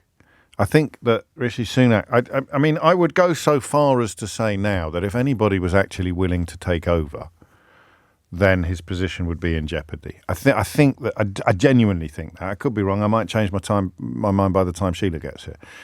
Might change my mind before that. But how do you explain to somebody who doesn't grasp it how important yesterday was? whether you think it should be or not, the tides of media and politics are rarely stronger than when discussing the Second World War in general, and the notions of patriotism and gratitude in particular, and never more so than on the anniversary of D-Day. And that, I think, is I do think the more we talked about it this morning, and I'm never 100% confident at signing up to any conclusions based exclusively on what we've done together, because it's a small corner, isn't it? It can sometimes be a bit of an echo chamber. But it just feels bigger now than it did at 10 o'clock. And that is coming from a place that already thought it was an outrageous error, an egregious misstep, while most of the right-wing media, most of the newspapers were hoping that no one else would notice and it would somehow be ignored and go away. It was the photograph, wasn't it?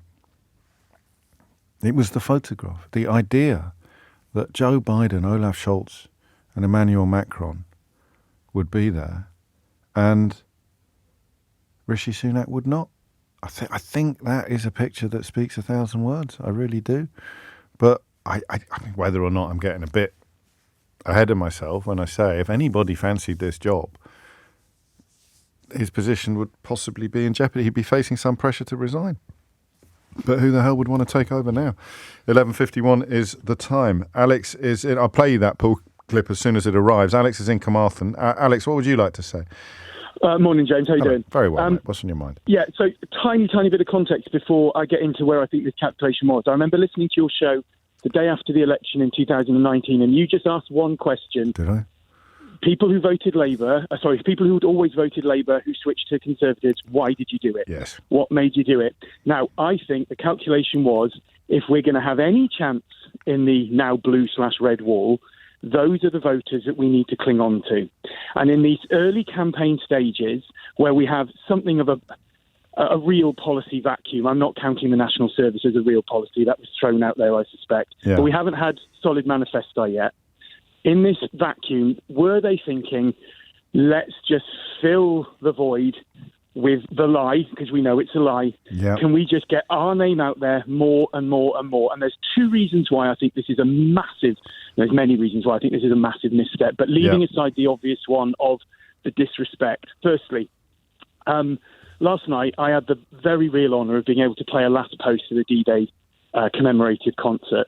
There were people there from young children right up to veterans, many social backgrounds, many ethnicities. Of course, yes. If the idea is in the Tory machine that the younger generation don't understand or don't care, they've made a major miscalculation in my judgment.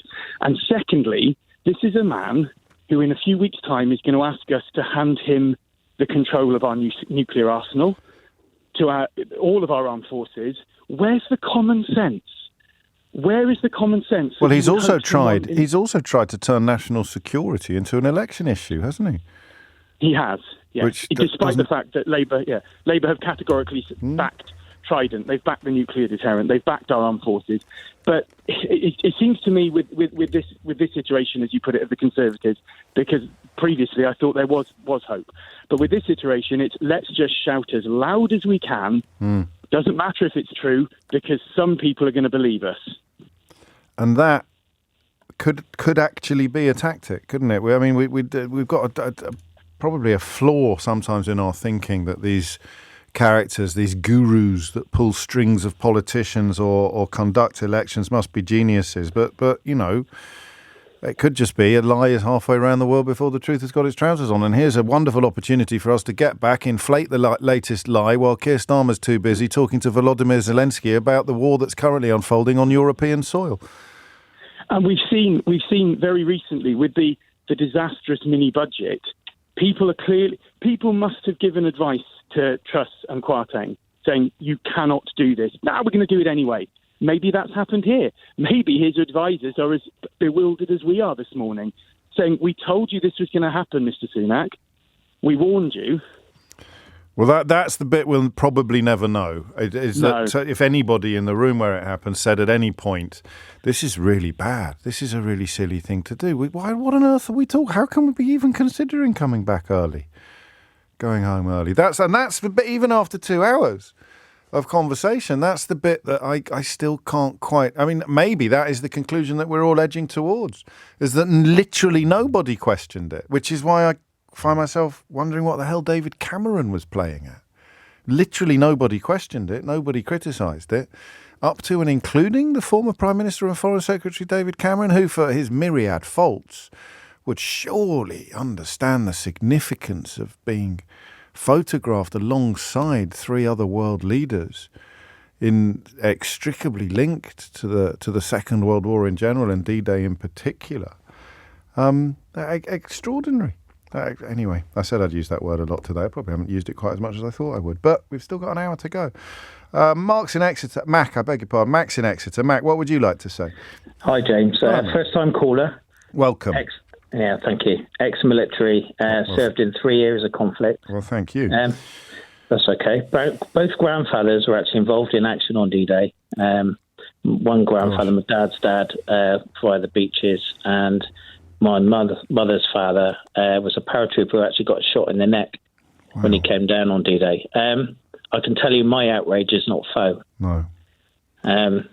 No, that's a huge misstep by Johnny Mercer, isn't it? Because even if some people are going to slightly ramp up their unhappiness in order to score points against their political opponents, that everybody with a history of service or a family history of service is going to feel insulted by this, I think. Totally. He's an MP down the road. We haven't got much respect for Mr. Mercer, the veterans that I know. He's done very little for us in relation to the Gulf War and Gulf War syndrome, etc. However, I know this is not your question and answer show, but I've got a question for you. Uh-oh. Is this the biggest gaffe by a serving Prime Minister in pre-election history? I think that's our 12 o'clock topic, Mac. Whether or not I answer it, only time will tell, but I can promise you you'll get... I may not introduce the round of applause and the Ray Liotta into proceedings today because it wouldn't be appropriate. Well, the obvious comparison would be the bigoted woman comments, wouldn't it, that Gordon Brown made in 2010 when he didn't know he was being recorded. But and when there was an awful lot of faux outrage, oddly, plenty of people just saw that as a wonderful opportunity to undermine Gordon Brown. And I'd compound that with the fact that he didn't realise there were cameras when he apologised. I think it was on a BBC radio station, and this was in the days, believe it or not, before there were cameras everywhere. And the man looked broken. The man which made it a different order of gaffe. But in terms of objectively measuring offence, stroke, anger, this has got to be worse than that, hasn't it? Don't you think? What do you think? I think a lot of people that were going to vote Tory have now had their minds made up. Well, I've only spoken to one so far. It'd be interesting to see if there's any more. Were you wobbling? I've always been a Tory voter, but right. I was thinking of not this time. However, 100% not now. Yeah. You can't. I mean, I don't see how you could, frankly, and I don't know is there any explanation at all he could offer? I think I've got the clip now is coming through. Is there anything he could say that might alleviate the situation?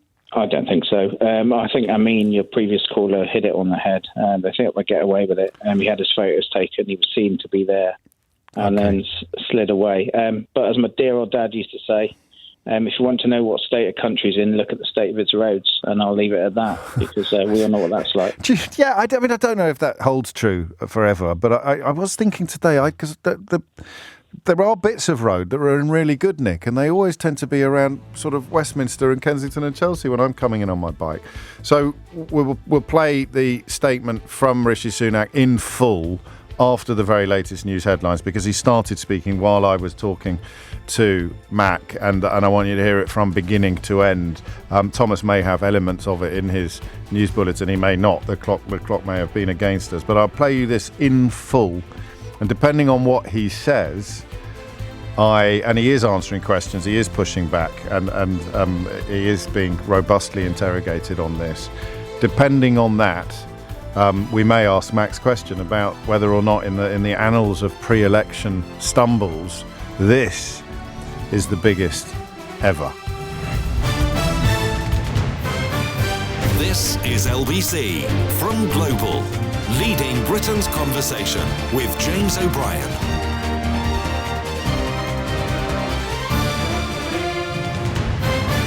It is 3 minutes after 12, and the hot water in which the Prime Minister finds himself after ducking out of D-Day commemorations early is so hot that we haven't even mentioned Taylor Swift yet today. And we're not going to now, because he has now conducted what is called a pool clip, which means that in order to sort of satisfy the appetites of the entire media, one member of it gets to interview the politician in question, and then every outlet is offered equal access to that clip. It's 5 minutes and 50 seconds long, and I'm going to play it to you in its entirety. I haven't heard it before, so what we do after listening to this is currently somewhat up in the air.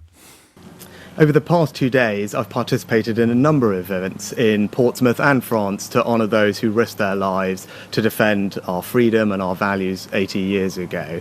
The itinerary for these events was set weeks ago, before the start of the general election campaign, and having participated in all the British events with British veterans, I returned home before the International Leaders event later in the day. On reflection, that was a mistake, and I apologise. I think it's important, though, given the enormity of the sacrifice made, that we don't politicise this. The focus should rightly be on the veterans who gave so much. I had the honour and privilege of speaking to many of them and their families, hearing their stories, expressing my gratitude personally to them. But I'm someone who will always admit when I've made a mistake. That's what you'll always get from me. I have to say, Prime Minister, you sound more exasperated than apologetic. These men made the ultimate sacrifice, and you couldn't even sacrifice a whole afternoon.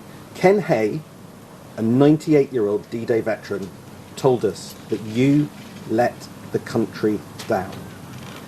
Is he right? I participated in events both in Portsmouth and in France over 2 days because this is an incredibly important moment for our country to commemorate the sacrifice of all of those and their service. And it was a real honour and a privilege to meet many veterans and speak to them and their families, hear their stories, express my gratitude to them, and build on our record of making sure that this is the best country in the world for veterans. Prime Minister, you didn't care, did you? No, I cared deeply. Then why didn't you stay? As I said, the itinerary for these events was set weeks ago, before the general election campaign. I participated in events both in Portsmouth and in France, and having fully participated in all the British events with British veterans, I returned home before the International Leaders event. That was a mistake, and I apologise for that. But I will always be proud of our record in supporting veterans here in the UK. We have a dedicated Office for Veterans Affairs, the first Veterans Minister sitting in Cabinet, and a range of programmes to support them with health, housing, employment needs. That's something that I've worked very personally on because it's personally important to me. And as I said yesterday and the day before, I had the privilege of speaking with many veterans and their families to express my personal gratitude to them for their service to our country and to honour what they and their colleagues have done for us. I'm told your team considered cancelling your attendance at the entire event yesterday. Your team denies this. I'm told by sources that denial is a flat lie. So can you clarify for viewers, did you or anyone around you ever consider skipping the Normandy Convention? That's simply not right. The itinerary for these events was set weeks ago before the general election campaign. Of course I was always scheduled to participate both in Portsmouth and in France. I was proud and privileged to do so, to have the honour of meeting with many veterans and their families, to express my personal gratitude for everything that they've done for our country, to honour their service, their sacrifice, and ensure that our young generation learns from their example, hears the stories to understand what has happened before so that we might live today in freedom. It was a great and humbling privilege for me to spend time with all the families. As I said, after all the British events and all the British veterans that I spoke to, those events had finished, I returned home to the UK before the International Leaders event later in the day. On reflection, that was a mistake, and I apologise for that, but I'm very happy to admit when I've made a mistake. That's what you'll always get from me. One of the Conservative candidates standing in this election for the party that you lead has just told me your actions show a disdain for the armed forces and disdain for them and their colleagues. They say you don't understand patriotism. I'm told some are in tears at the way you're running this campaign. What do you say to them? Well, I think people can judge me by my actions when it comes to supporting the armed forces. In this campaign, it's the Conservative Party, led by me, which is increasing the amount of investment that we're putting into our armed forces to 2.5% of GDP. That's not something that's been matched by the Labour Party, so there is a clear choice about backing our armed forces. And it's also me as Prime Minister that's made sure we have the first ever dedicated Veterans Minister in Cabinet, with a dedicated Office for Veterans Affairs, which we have fully funded to support veterans, whether it's with their mental or physical health, with housing, with employment opportunities, and that's something that I'm personally committed to, and my track record demonstrates that. We're in an election campaign. Keir Starmer managed to stay for the whole event. You didn't. What does that say about your judgment, your priorities, and your character?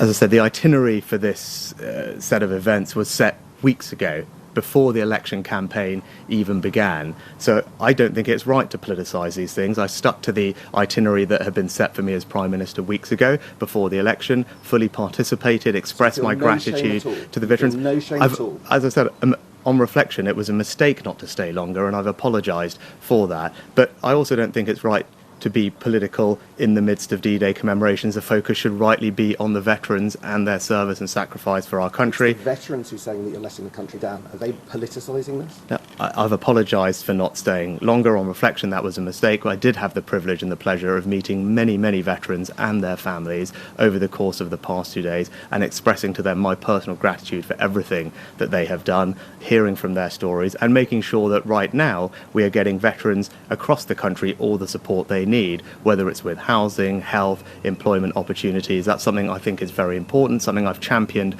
from the first moment I became Prime Minister, and our track record on that is clear for everyone to see.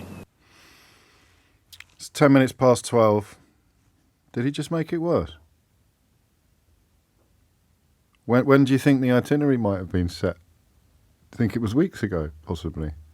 But was it set in stone or something? Was it set in sort of biblical tablets, so that nobody could say in the course of yesterday, oh, well, I know we're scheduled to go home, but it's only for I keep feeling sorry for Paul Brand today. It sounds like everyone's saying, why would anyone come back from D-Day to spend time with Paul Brand? Paul's a lovely bloke, brilliant journalist. It's just a coincidence that he was in the chair for this one. It's absolutely not personal. I'm sure Paul would agree that it's quite strange for a Prime Minister to decide to come back early from D-Day commemorations to sit down with him for an hour, or anybody. I've cleared the board. I apologise to everybody who was waiting to answer the questions that I've been answering since 10 o'clock. There's nothing to exclude you from ringing in again. Indication. So what would we normally get? About 100 messages a minute, give or take? Say we normally get 100 messages a minute. Busiest by far of any radio programme in this country. Just got 1,200 in 2 minutes of you responding to what you were hearing. Just at the end, the last 2 minutes of that apology, we got 1,200 messages. I'm yet to see a positive one, but they are spooling past me so quickly, I'm struggling to see any of them, to be honest with you. But that word arrogant keeps popping up. The word robot keeps popping up a lot. And an awful lot of you making the same joke as me about when precisely that itinerary might have been set, because you seem to repeat that about 30 times. I can't believe that. I've never seen any. Have you seen anything like this before, Keith? I mean, that, again, you are responding live to something that was as near as, damn it, to unfolding live in front of you. But and I am struggling, so I'll try and just click on a couple. Absolutely outrageous. He's made it worse and he simply doesn't care, says Adrian in Poole. Nigel says, no. Pete says, oh my God, it was like a tape on loop. Nigel says he's just said the itinerary was done weeks ago, so he was always planning on leaving early. To do what? Have a nap? So he didn't leave to do the interview. This guy is just not a very good liar. The interview with ITV was at the last minute, adds someone else. You've got to stop sending me messages or I'm not going to be able to read any of them out. Pretty sure the 80th D-Day celebrations would have been in the diary for the last 80 years. I'm actually embarrassed, says David, to be considered a Tory supporter. There's some language I can't repeat on the radio. Rebecca goes for Wazzock, which I think probably is acceptable. Natalie writes, Rishi is a total disgrace to the fallen of D-Day. Penelope writes, that's the most disingenuous robotic patter. He's claiming, says Jez in Liverpool, that the itinerary for an interview was set before the election was announced. It's a very good point, actually. I don't think he was quite doing that, but the data, the time at which they left France would have been set in advance, I guess, is the claim. Hi, James. He's awful. This is Carl in Liverpool. His privilege is destroying his career and the Tory party. Angelo, talk about keep digging, James. What a useless human being this Rishi guy is. Chris Wilson says he's not even going to make it to election day, is he? Quite a lot of you picking up on this question about the itinerary being planned months ago. I'd just say again, it's possible that the decision to leave at the time that they left was planned months ago, even if they didn't know that they would be returning for an interview with ITV. For once, a politician has held up his hands and apologised. Thank you to Alan in Uxbridge for giving us a vaguely positive contribution. I respect him for that. You are currently in a minority of one. Sam writes, I'm totally and utterly embarrassed by Rishi Sunak. He should be ashamed of himself. The Tories are disgraceful. Perhaps if he did a year's national service, suggests Johnny, he might be a little bit more respectful. He's a tetchy little so-and-so, isn't he? Says Andy, although he didn't deploy the words so-and-so. And Bernard also picking up on the apparent admission that he always intended to leave the international event early, even when he didn't have the excuse explanation of political campaigning and or an interview with Paul Brand at ITV. And Roddy perhaps speaks for many people when he writes simply, put the spade down, Prime Minister. Your reactions to that apology after this. James O'Brien on LBC.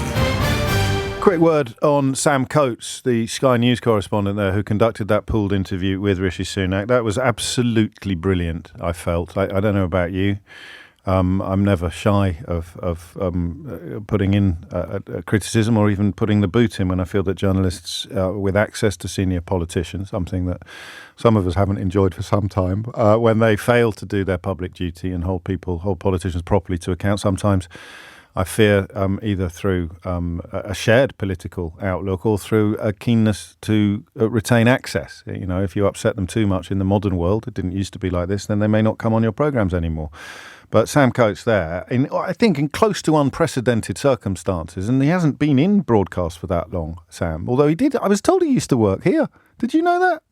He used to answer the phones on Clive Bull's show, someone told me. I may have been having a fever dream when that came to my attention. But that almost unprecedented circumstances, I don't know how much notice he got. Bang in the moment, smack in the moment.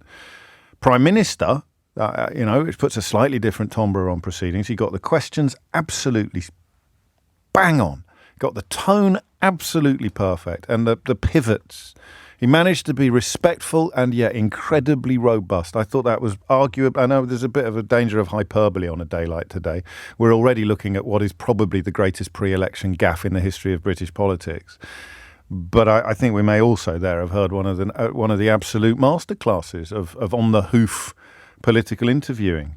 He got absolutely everything he could have hoped for from that interview, and we should all, not just colleagues and members of the same profession, but everybody with a vote should be grateful to him, to Sam Coates for the job that he did there. 18 minutes after 12 is the time. So that was weird, right? So words that if we had a word cloud of the nearly 2,000 messages that have come pouring into this, like a ticker tape. In my inbox, normally I can press a button, pause it, read a couple out. Now I can't at the moment. It's like a ticker tape buzzing past me furiously. If we had a word cloud, you'd have petulant. Petulant would be in the word cloud. Arrogant would be in the word cloud. Schedule, itinerary would be in the word cloud. Because how can it be an excuse that the itinerary was made weeks ago before the election happened? That makes it in some ways worse. We were never going to go to the foreign commemoration. It's all a bit Brexity, isn't it? Which takes us back to Alex Intooting's analysis at the top of this show, or much, much earlier in this show. I'm not going to the... not going to go... Why would I want to pay tribute to the American veterans? Geesh. No chance. Or the French resistance. We did the British one and then we came home. Thank you very much. Becky says, can you play it again, please, James? I missed it. At this moment in proceedings, Becky, that's a soft no. I don't think I can be held responsible for the fact that you missed it, but I can, of course, direct you to the Global Player, where you can pause and rewind live radio shows. So if you did miss it, you just need to rewind back to about 12:03 and take it from there. So he's tried. He's given up his... Just tell me what you thought of it. There's no need for me giving you an highfalutin, characteristically verbose old analysis, is there? I wasn't hugely impressed. Were you? Bob's in Brighton. Bob, what would you like to say? Hi, James. So Rishi Sunak asked to be judged on his track record, I think, in that little clip there. He did, yeah. So if we look at his voting record, he consistently votes for the use of military forces overseas, but he consistently votes against strengthening the military covenant, which looks after veterans and their families.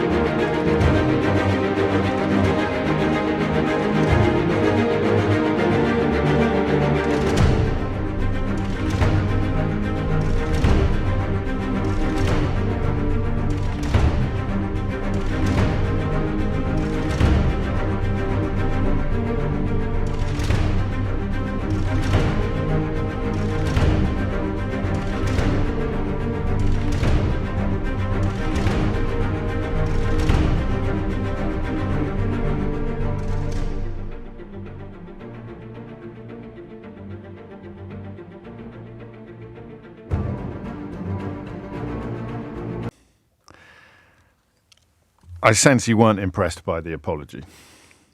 I thought his tone was wrong. I thought that his pleading request to not politicise that was pathetic. Low. Low is a good word. You're a bit milder than me. It was low because, I may play those clips that Henry talked to the veterans about. Of course, some people will be making political capital out of this. It's inevitable because Rishi Sunak is a politician and he's just kneecapped himself. But to try and turn it back against criticism or critics is just pathetic. It is, and his record, like I said, supports military action deploying troops overseas, doesn't support improving care for the veterans and their families. That's a common position of voting across Conservative MPs. The armed forces have had 14 years of cutbacks. Yeah?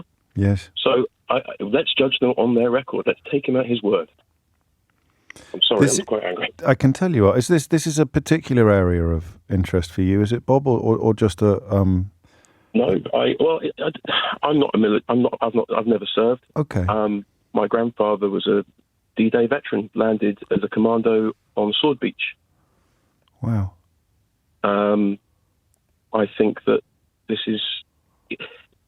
It's not just... that's his voting record. He abandoned an event early. He's come out and given a tetchy response. His lack of respect is written through him like a stick of rock. I don't know if this sounds naive to you, mate. I don't understand how someone can get into their 40s in the United Kingdom without having an almost reverential respect, whether it's a good thing or not, whether we sometimes fetishise the military or in general or the Second World War in particular or not, isn't relevant. How do you get to be in your mid-40s in the United Kingdom without having an almost reverential respect for those men, actually, at D-Day? That's the bit I can't quite buy. Do you know what I mean? I know, and I'll go on further, James, if I can. We've had his talk about national service. I happen to know that Winchester College have sort of effectively cadet officer training corps, cadet force. Yeah, exactly. So he would have had the opportunity to take part in that. That's meant to be instilled at a young age at that school as part of the establishment. Well, to be fair, my school had that as well, but it didn't exactly turn me into a proto-pilot, Bob. Far from it, in fact. No. But I take. But you have point. respect. You should do. Yeah, you absolutely should do. You learn to respect both. I can't get over. You know what else he did? You know what else? Speaking to your point, Dorothy just WhatsApped me. She said, James, Sunak politicised it by leaving early to record a political interview. Exactly. Oh, that's a zinger. Could have been recorded in France. Yeah, of course it could have been recorded on. It could have been recorded tomorrow. Well, there is that. Thank you, Dorothy. I can't believe I gave you the credit for that, even though you sent it in. I will be pretending it was entirely my own work for the rest of the programme. Bob, thank you. It's a great point. Judge me on my record. The man's out to lunch, isn't he? Judge me on my record. Mark says, James, you've been asking for months, if not years, when they will reach the bottom of the barrel. I think we all have to pray that this is it.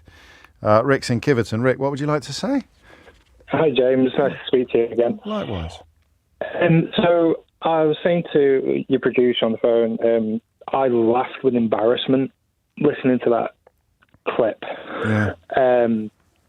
With him saying, let's not politicise it, like you just said. One of the listeners was messaging saying he politicised it by... Well, he left early to do a political interview in which he told political lies about his political opponent. But Exactly. People shouldn't politicise his decision to leave early. I mean, I wonder if he realises now what a big... We're back to the question of who's advising him. Mr. Blobby and Gerald Ratner. Oh, no, Mr. Blobby's too intellectual for that. Gerald Ratner's learnt his lesson. I mean, crikey. I can think of one person who's had an even more chaotic attempt at launching an electoral campaign, but it would be disloyal of me to name him now. Yeah, especially with Ofcom. Don't forget Ofcom will get you in trouble. But one thing that I noticed as well, I said to you, it sounded like the old term, his needle was stuck in the groove. Yes. Like, this is the message. The itinerary was set weeks ago. I attended the in Portsmouth. I attended the in Portsmouth. The itinerary was set weeks ago. The itinerary was set. I spoke to the British veterans. Were they the only ones there? Nope. You know they weren't. No, they weren't. There was loads of them there. There was loads of different countries that represented the Allied side on D-Day, and all their leaders were able to go there. Even ones who are currently at war are still there. This is I've never done this in all the years that I've been saying this is worse than satire. I'm just checking my contacts to see if I've got Armando Iannucci's phone number, because if this was the thick of it, would it have got past the script editor?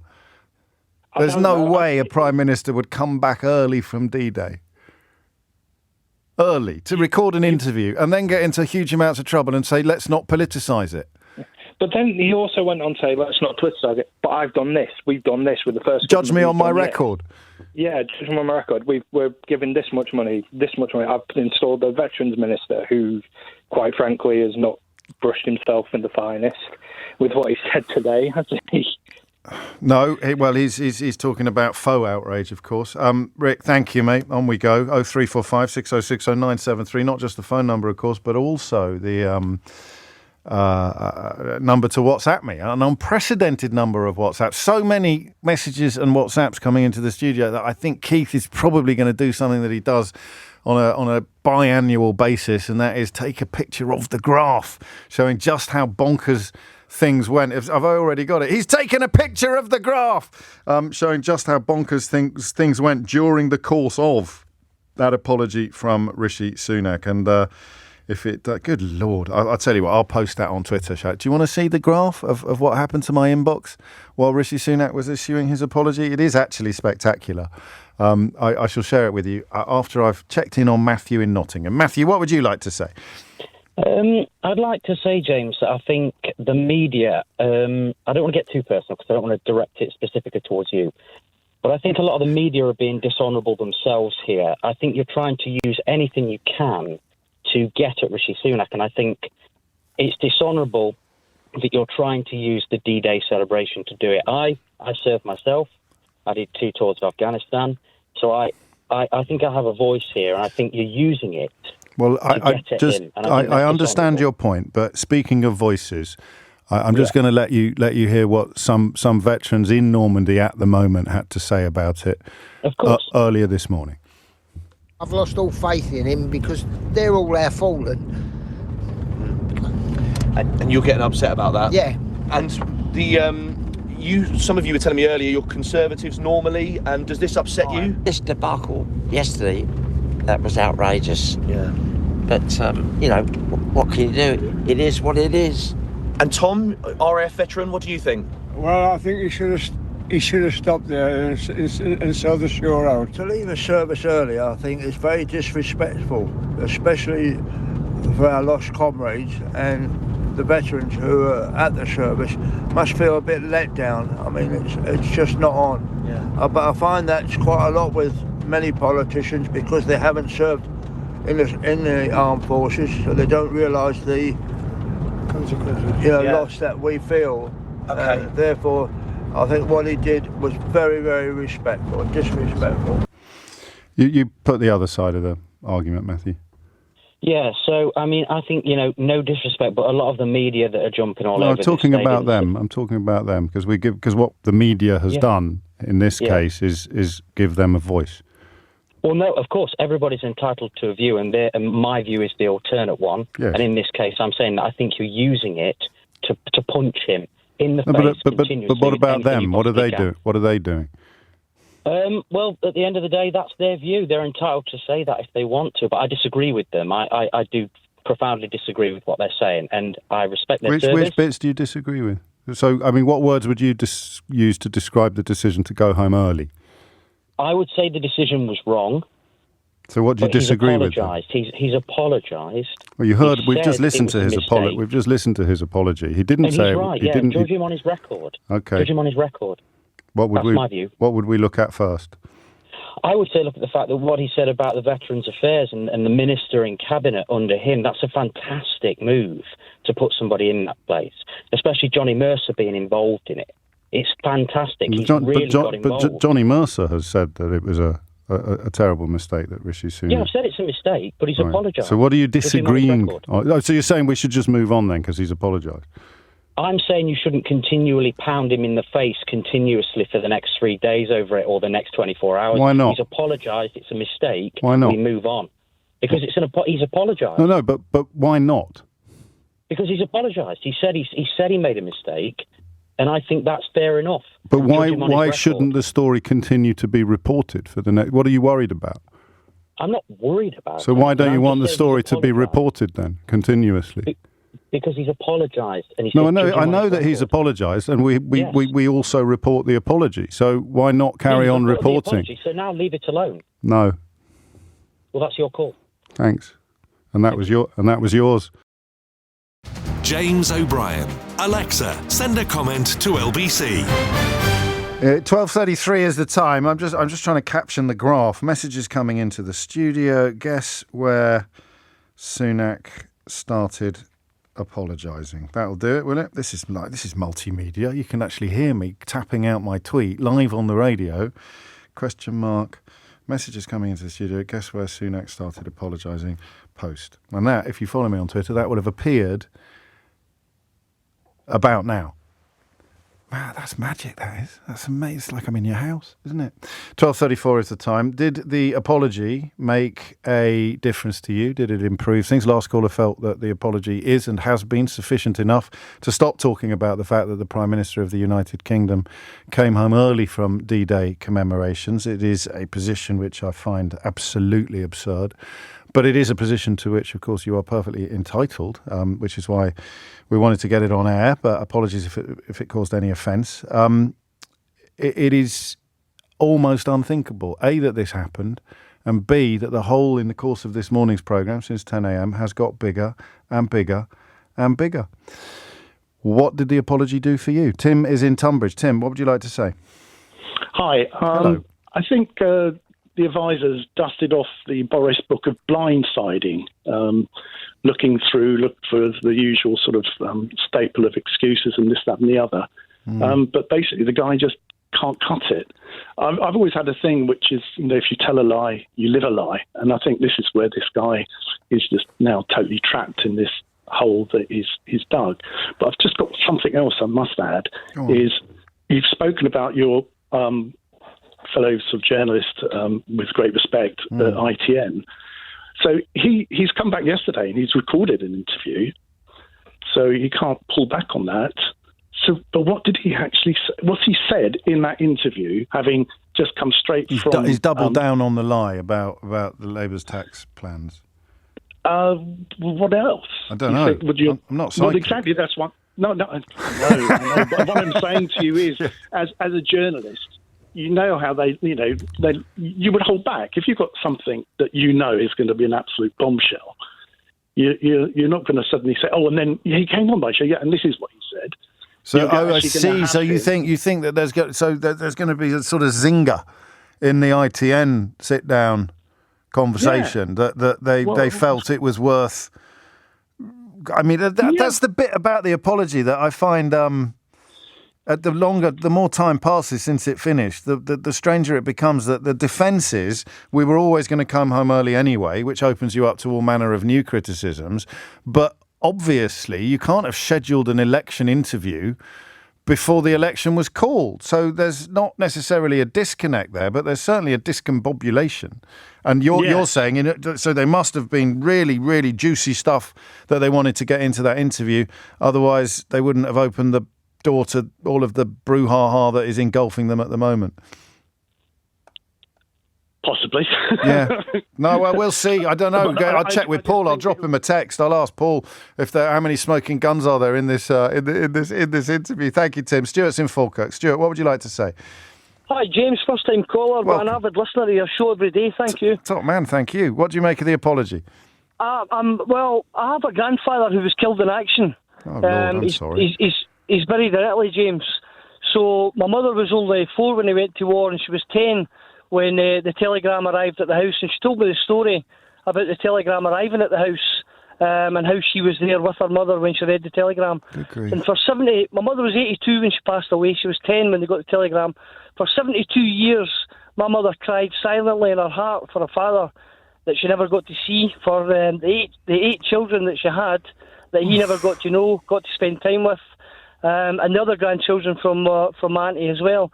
So that's a whole family that lost out on a grandfather, and a grandfather that lost out on a family. And for Rishi Sunak to do what he did, I think is despicable. And he's fast becoming the man of apologies, because it's just, he's done so many things. It's apology. It's not, though. His apologies are rehearsed. It's not apology. He never normally apologises. He normally doubles down, like Johnson did before him. I can't remember him apologising for anything else on this one.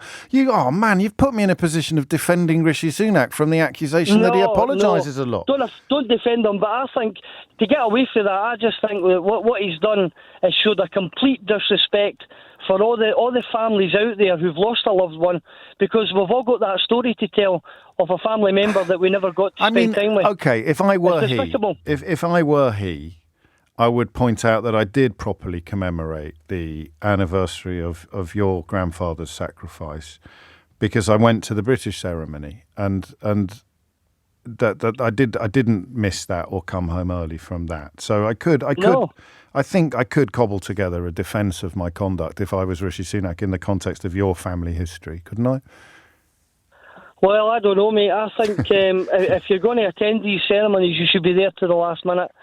And if other world leaders can do it, then the Prime Minister of the UK should do it to honour the people that's gave the ultimate sacrifice. So that he can live the life he's got today. You heard the caller in Nottingham, Matt, I think, saying he's apologised now, so we should all move on. Your response to that? Well, that's what I'm saying, though. There's no compassion in his apology. There's no sincerity in his apology. It's like, let's get this next interview at the road and move on.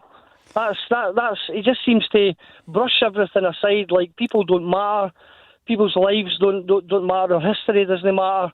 I think it's quite despicable. I really do. Well, I don't think you're in a minority, Stuart. I really don't. No, definitely not. Definitely not. You take care, mate. 12:40 is the time. When the caller said we should stop punching Rishi Sunak in the face, remember it was him that punched the veterans, both living and dead, in the stomach first, says Danny in Liverpool. I kind of wonder what happens next.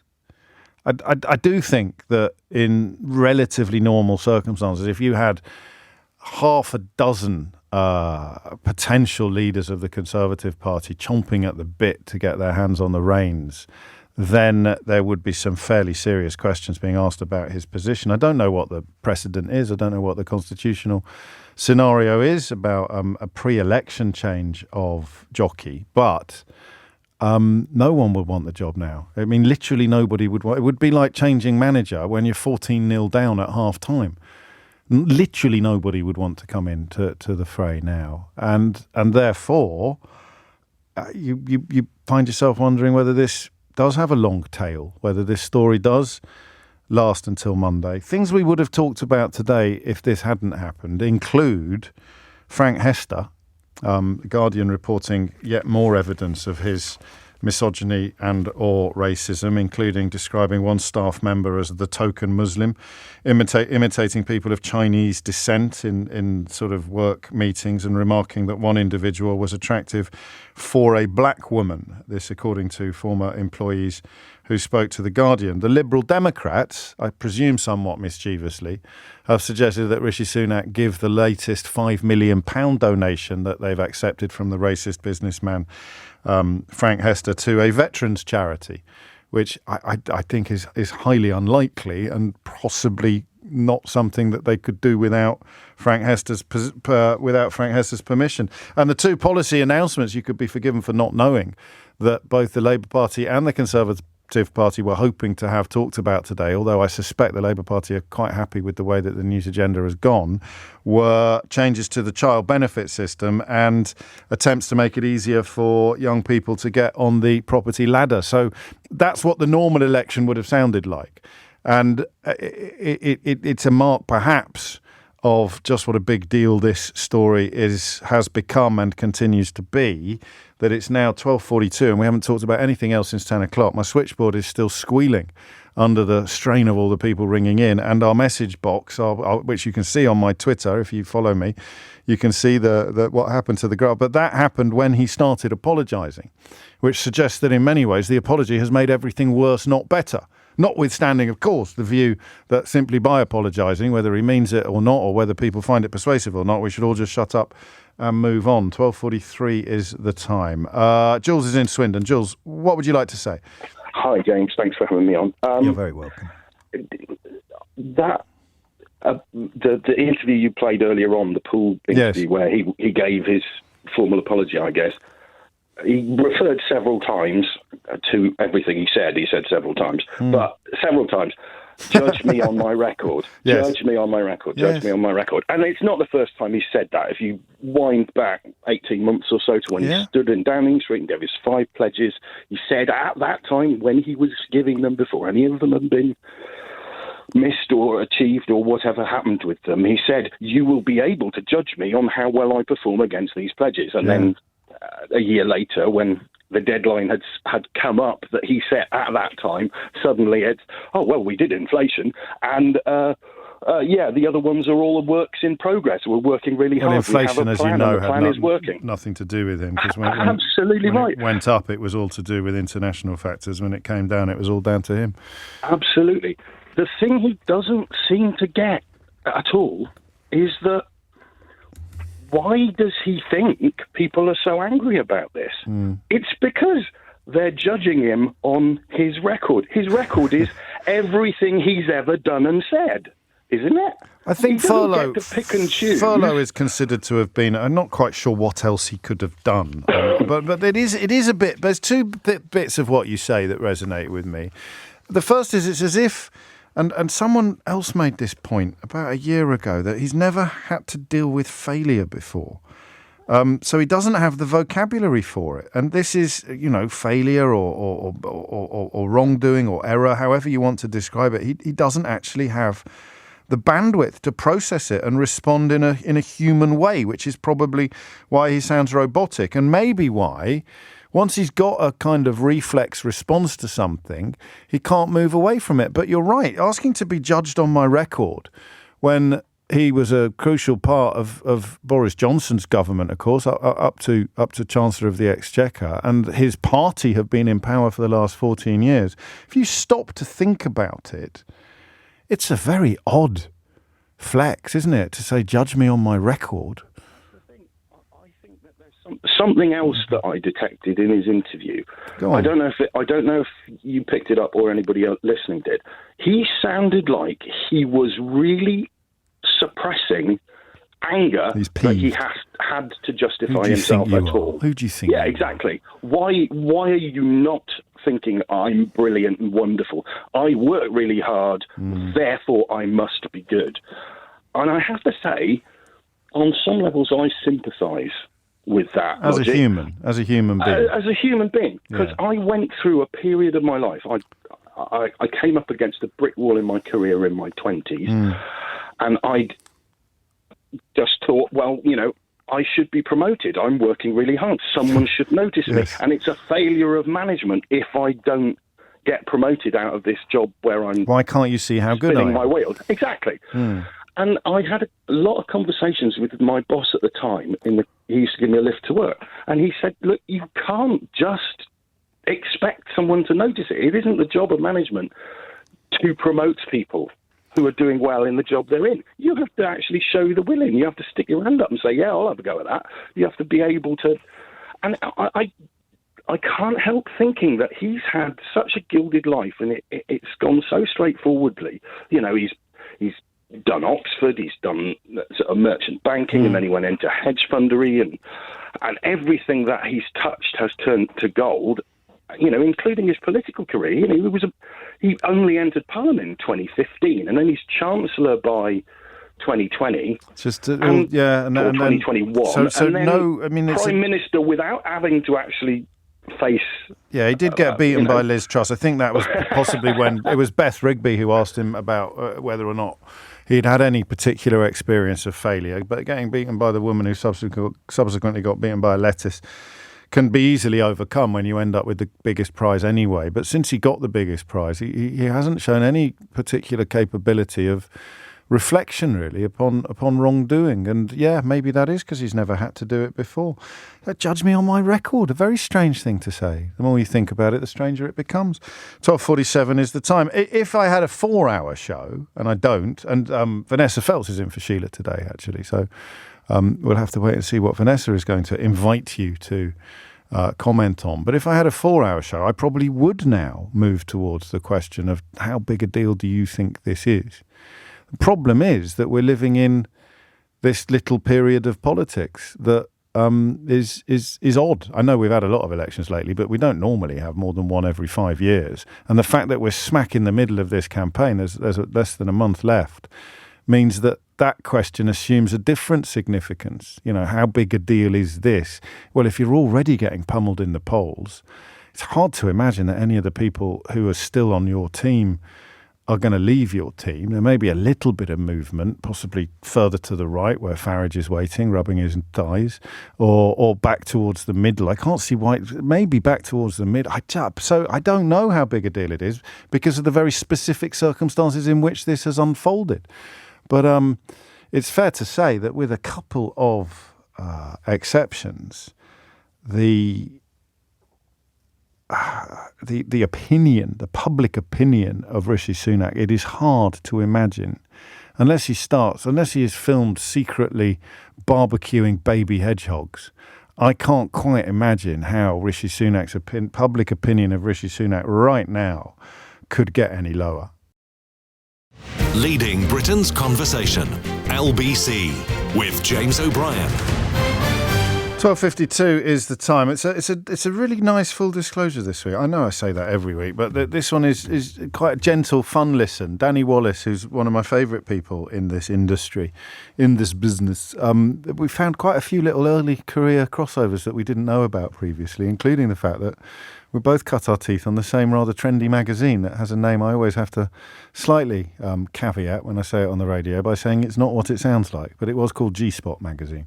And then, of course, he's gone on to do all sorts of things. He's a mischief maker. He's essentially a mischief maker, Danny Wallace, and it's led him to being it's led to Hollywood films. We didn't even talk about his appearances in video games, which is probably the thing I'm most envious of, and of course works on Radio X now. He's got so much going on, but he was also a very early canary down the coal mine of conspiracy theories and the subsequent proliferation of conspiracy theories, and indeed prominence of people who everybody decent should have started ignoring a very, very long time ago, including, of course, Alex Jones, who accused the children murdered at Sandy Hook of being hoaxers and the grieving families of being actors, and on whose Internan programme Nigel Farage appeared at least 6 times.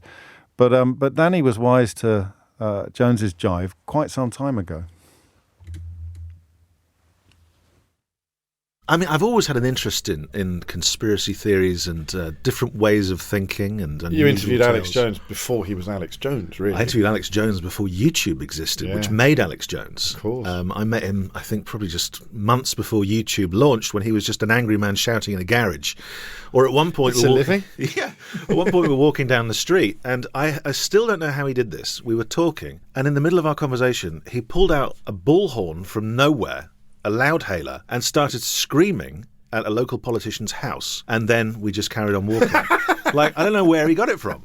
I'm pretty sure he didn't have it when we were in the car. But yeah, he keeps it near the house. Yeah. He's got them dotted all just around. all over Austin, Texas. Loudhailers left, right, and centre. We got on really well. I found him to be paranoid. He was into his theories about 9/11 being an inside job, and he was finding an audience of largely young men, some of whom would come up to him on the streets and press their hand into his and say, thank you for all you're doing. And these were just people who were listening to public radio, seeing him on late night cable TV, before he was able to invade everybody's house on the planet with his InfoWars shows. And you've written about it. You made a programme with him then, I think. And what struck... Not with him. We weren't a double act, you know what I mean? No, of course. It's like a quiz show with me and Alex Jones. But yeah, I interviewed him. What struck me was that he really did mean it all. And he seemed to mean it all, and at times was upset that you didn't believe him, or that you didn't. You couldn't see the building that looked like an owl. Yes, he was insistent that there was a building that looked like an owl as a nod to the Bavarian group, the Illuminati, who decided to build owl skyscrapers in America's 11th biggest city in order to show that they were watching us always. And I couldn't really see that, but I'm in an awkward position where a man is really trying to tell me, look. Check it, they look like owls. And I'm like, yeah, that's kind of, you know. But it was exhausting. But we got on. There's also a proper scoop in this interview where Danny reveals a role that he's played in I've got political paranoia, so I can't go into too much detail, but there was a sort of guerrilla campaign around dirty water, sewage in waterways, and no one was quite sure where the campaign had started. And, well, if you listen to Full Disclosure, you will know. You will find out. Speaking of campaigns, David Cameron has come out to speak in defence of the man who put him in the House of Lords, Rishi Sunak. Well, I think it's a tribute to the way he is, that, he thought on reflection he wished he'd stayed in France, and instead of digging in and defending himself, he just came straight out and said, on reflection, I wish I'd stayed longer. But to be fair, he was at the Portsmouth event with all the veterans, gave a brilliant speech. He was at the event, the British event, at our brand new built commemorative centre above Gold Beach in Normandy, where he was with the veterans, gave a fantastic speech. He always represents our country very well abroad, and he had a long-standing plan to return after that, and we are in the middle of an election campaign, so that's not surprising. But then, on reflection, he said he wished he had stayed for the later event, and I think that's a credit to him that he's been so frank about it. Yeah, well, big one, Dave. It's good. It's played a blinder, Rishi Sunak. I think we can all agree that this is a sparkling bit of evidence about what a stand-up guy he really is. I mean, there are days, aren't there, where you have to feel sorry for the satirists. So what the hell do they do when reality keeps delivering this sort of content? Dennis is in God's own country, Brentford. What's it going to be, Dennis? What would you like to say? Well, to continue the lighter note, I was just thinking about the next Labour campaign poster. You're going to have a picture of Schultz, Macron, Biden, and then an outline of, say, an average 12-year-old boy with the tagline underneath, missing in action, vote Labour. That's quite strong, Isn't it? I mean, a silhouette type. I mean, you don't have to make light of his height, Dennis. I'd like to think we're all better than that. But yeah. I mean, we'll probably not let this go, because why would you? Well, everything's fair in love and war. When he comes back, gives a half-arsed apology, and really what he wants to do is double down on this £2,000 tax over 4 years. The gloves are off. Proven lie. But and I mean, I don't know that we've made enormous amounts of progress into working out what was going on in the room where it happens, or indeed the machinations of Rishi Sunak and his advisors, senior, junior, or somewhere in the middle. But I mean, you have to say, I think there's going to be a press call this afternoon. Is there? Are we hearing that he's going to? I see the press call this afternoon was on a street called Veterans Way. Good Lord, the story just gets better and better. If you missed any of today's show, you can listen back on Catch Up on Global Player, the official LBC app, where you can also pause and rewind live radio, including, as I mentioned a while ago, that apology that we played out shortly after the 12 noon news. You can download it now for free from your app store, or head to globalplayer.com, head to globalplayer.com, head to globalplayer.com, head to globalplayer.com, head to globalplayer.com, head to globalplayer.com, head to globalplayer.com, head to globalplayer.com, head to globalplayer.com, head to globalplayer.com, head to globalplayer.com, head to globalplayer.com, head to globalplayer.com, head to globalplayer.com, head to globalplayer.com,